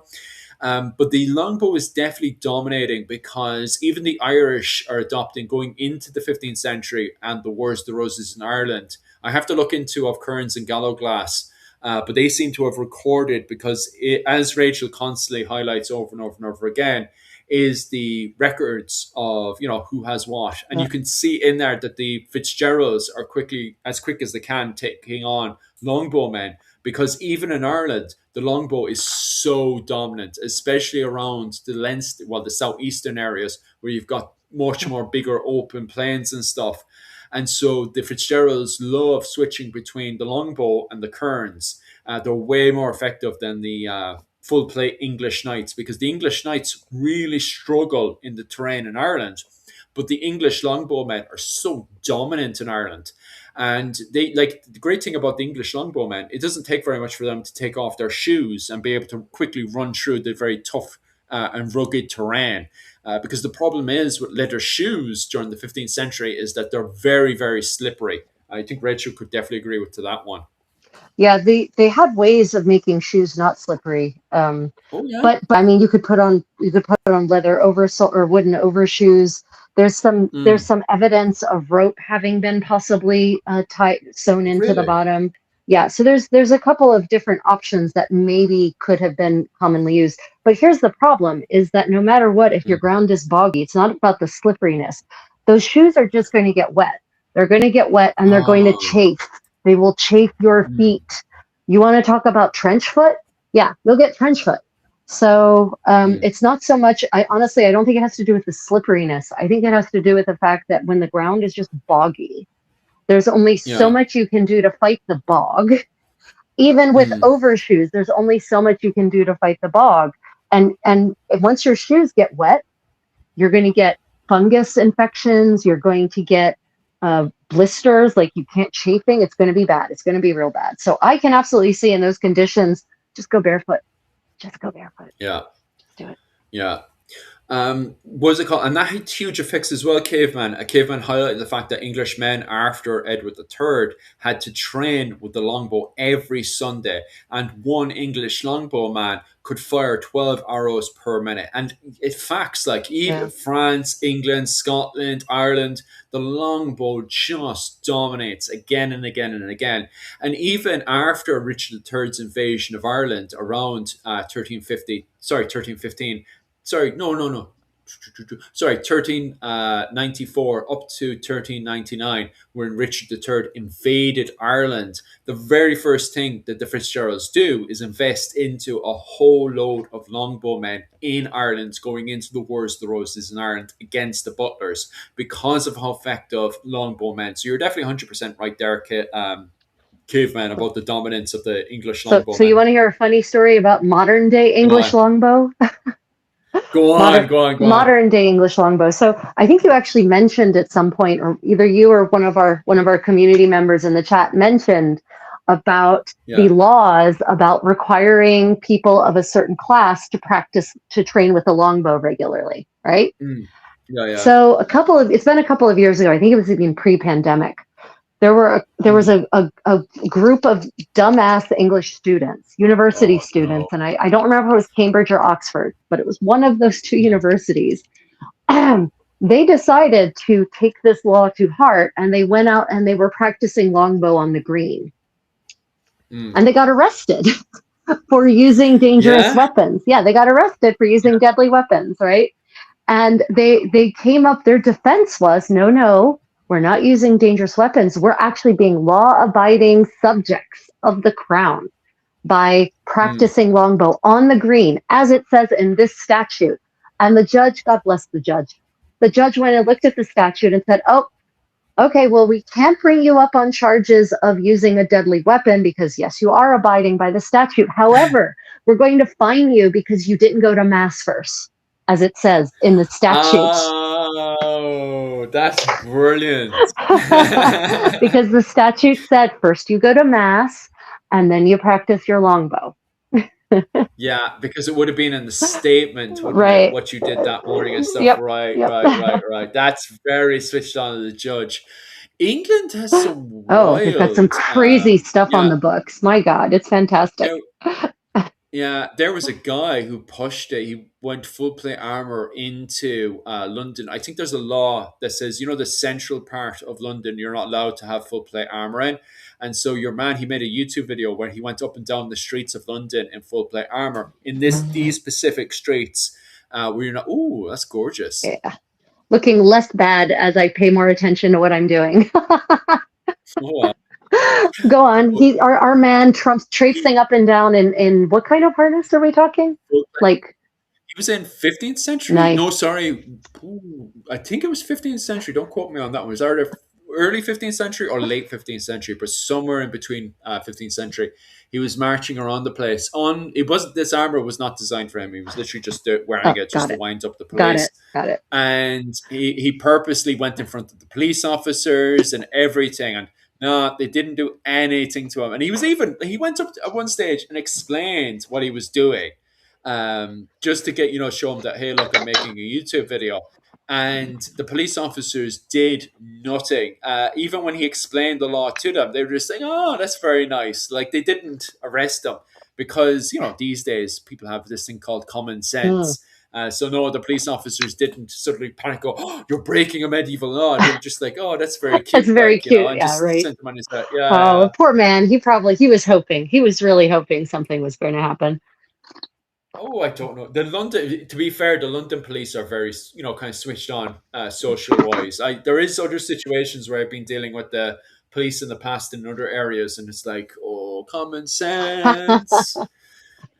It's not here It's not here today. today. Yeah. My goodness.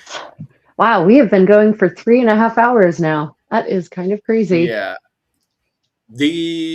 Its viewership is grand. Let me see. It's still very good on my side, but the comments are starting to slow down slightly. So, do you want to start finishing up now, or are you good to go for another No, 2 or 3 hours? yeah, definitely not. I need to eat. I Yeah, definitely need to eat. yeah. Yeah, but I'd like to thank everyone for joining us today in our Christmas crafting party medieval style special. If you're watching this as a recording and you have questions about Bye, anything, Rachel. anything we said or did, pop them in the comments. We'll Mm. leave it open for a couple of last comments or last questions.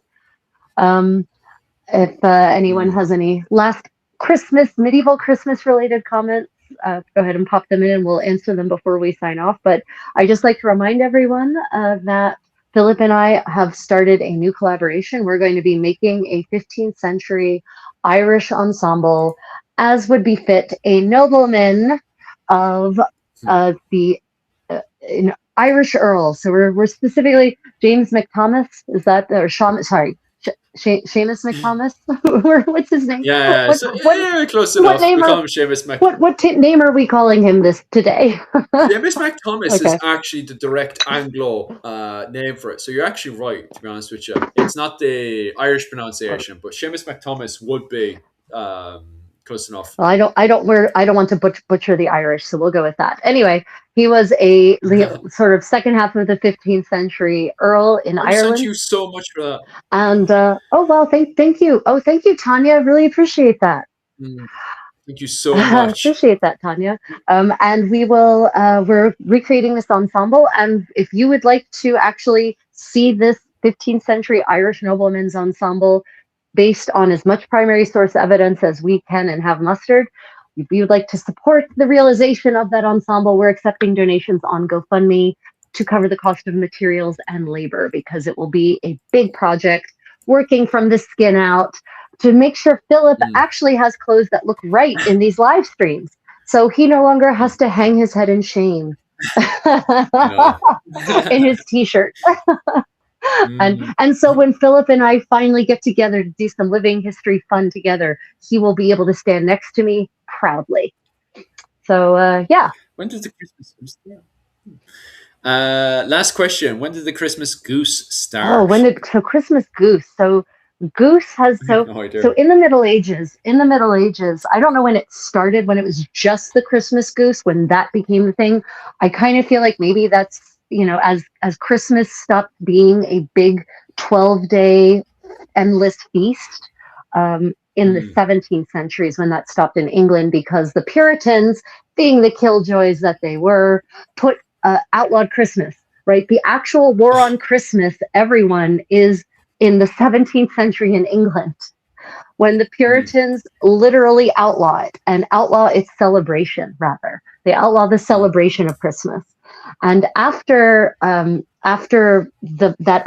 ban is lifted by Charles II in the 1660s, when he comes back into power, the Christmas festivities in England don't return to that big raucous 12-day spate of hedonism that they once were.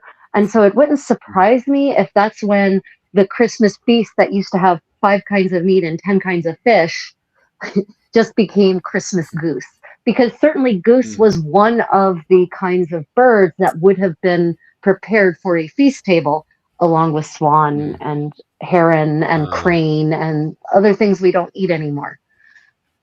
Yeah. So because I do remember, isn't it the 16th century they were having goose for feasts and stuff? Yeah, I mean, up until there's the goose appears on feast menus and on tables, into the 16th century. Now, I haven't done a terrible deep dive on cuisine in the 17th century because it gets real boring. Actually, cuisine does. But at least in the Middle Ages, they're definitely having goose, but goose is not associated only with Christmas, is what I should emphasize. Now, the reason that Christmas in general is associated with meat is because that's the end of the agricultural cycle, and animals that couldn't, if they didn't have enough to feed animals through the winter, they would slaughter them now so that they could, preserve their meat, eat and or preserve their meat. Geese, however, are usually not something you need to slaughter so that they can survive. They usually do pretty well for themselves. So, but goose being associated specifically with Christmas, I suspect that's a post-medieval development. Yeah, seems fair enough. Other than that, make sure to definitely pop over to the Patreon. Seamus McThomas, we're putting together his outfit. So we're going to put together an Irish outfit of the 15th century. So that's what the GoFundMe is, to raise an Irish medieval outfit for me. We're doing insanely super well right now. So definitely keep the old donations going and flying over on GoFundMe. Just type in, if you haven't, the link should be in the comment section below. If the link hasn't gotten through, just go to GoFundMe and type in help recreate a 15th century Irish ensemble. And it's doing super, super well right now. So definitely pop on over there.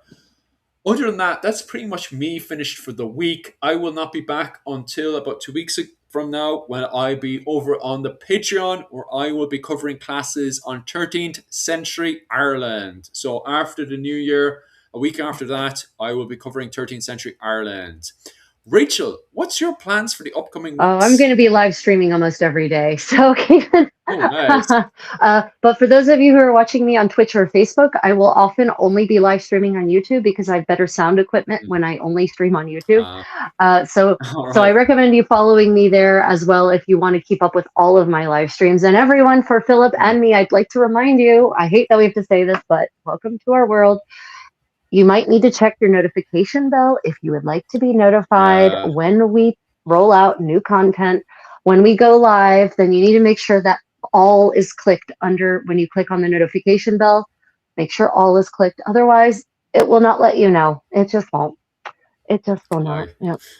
So otherwise, I will be going live pretty much every day. Just keep an eye. Go check out the schedule. I'll be after this. I'm going to go and just schedule everything out and put it on my calendar and that sort of thing. There'll be medieval cooking parties. There'll be medieval crafting parties. I might do a dance reconstruction party. I don't know. We'll see. It'll be something interactive, as it always is with me. And one last time, if you are one of my channel members or patrons, or you've given me super chats, reach out to me in any way you can find me. And if you give me your address, I will mail you one of the many practice finger loop braids that I have accrued over the years as a thank you from me to you for your support. So yeah, otherwise, Merry Christmas, everyone. Merry Christmas, everybody. And other than that, slán go bhfuil you. See you later. Bye. Stay creative, everyone. Bye.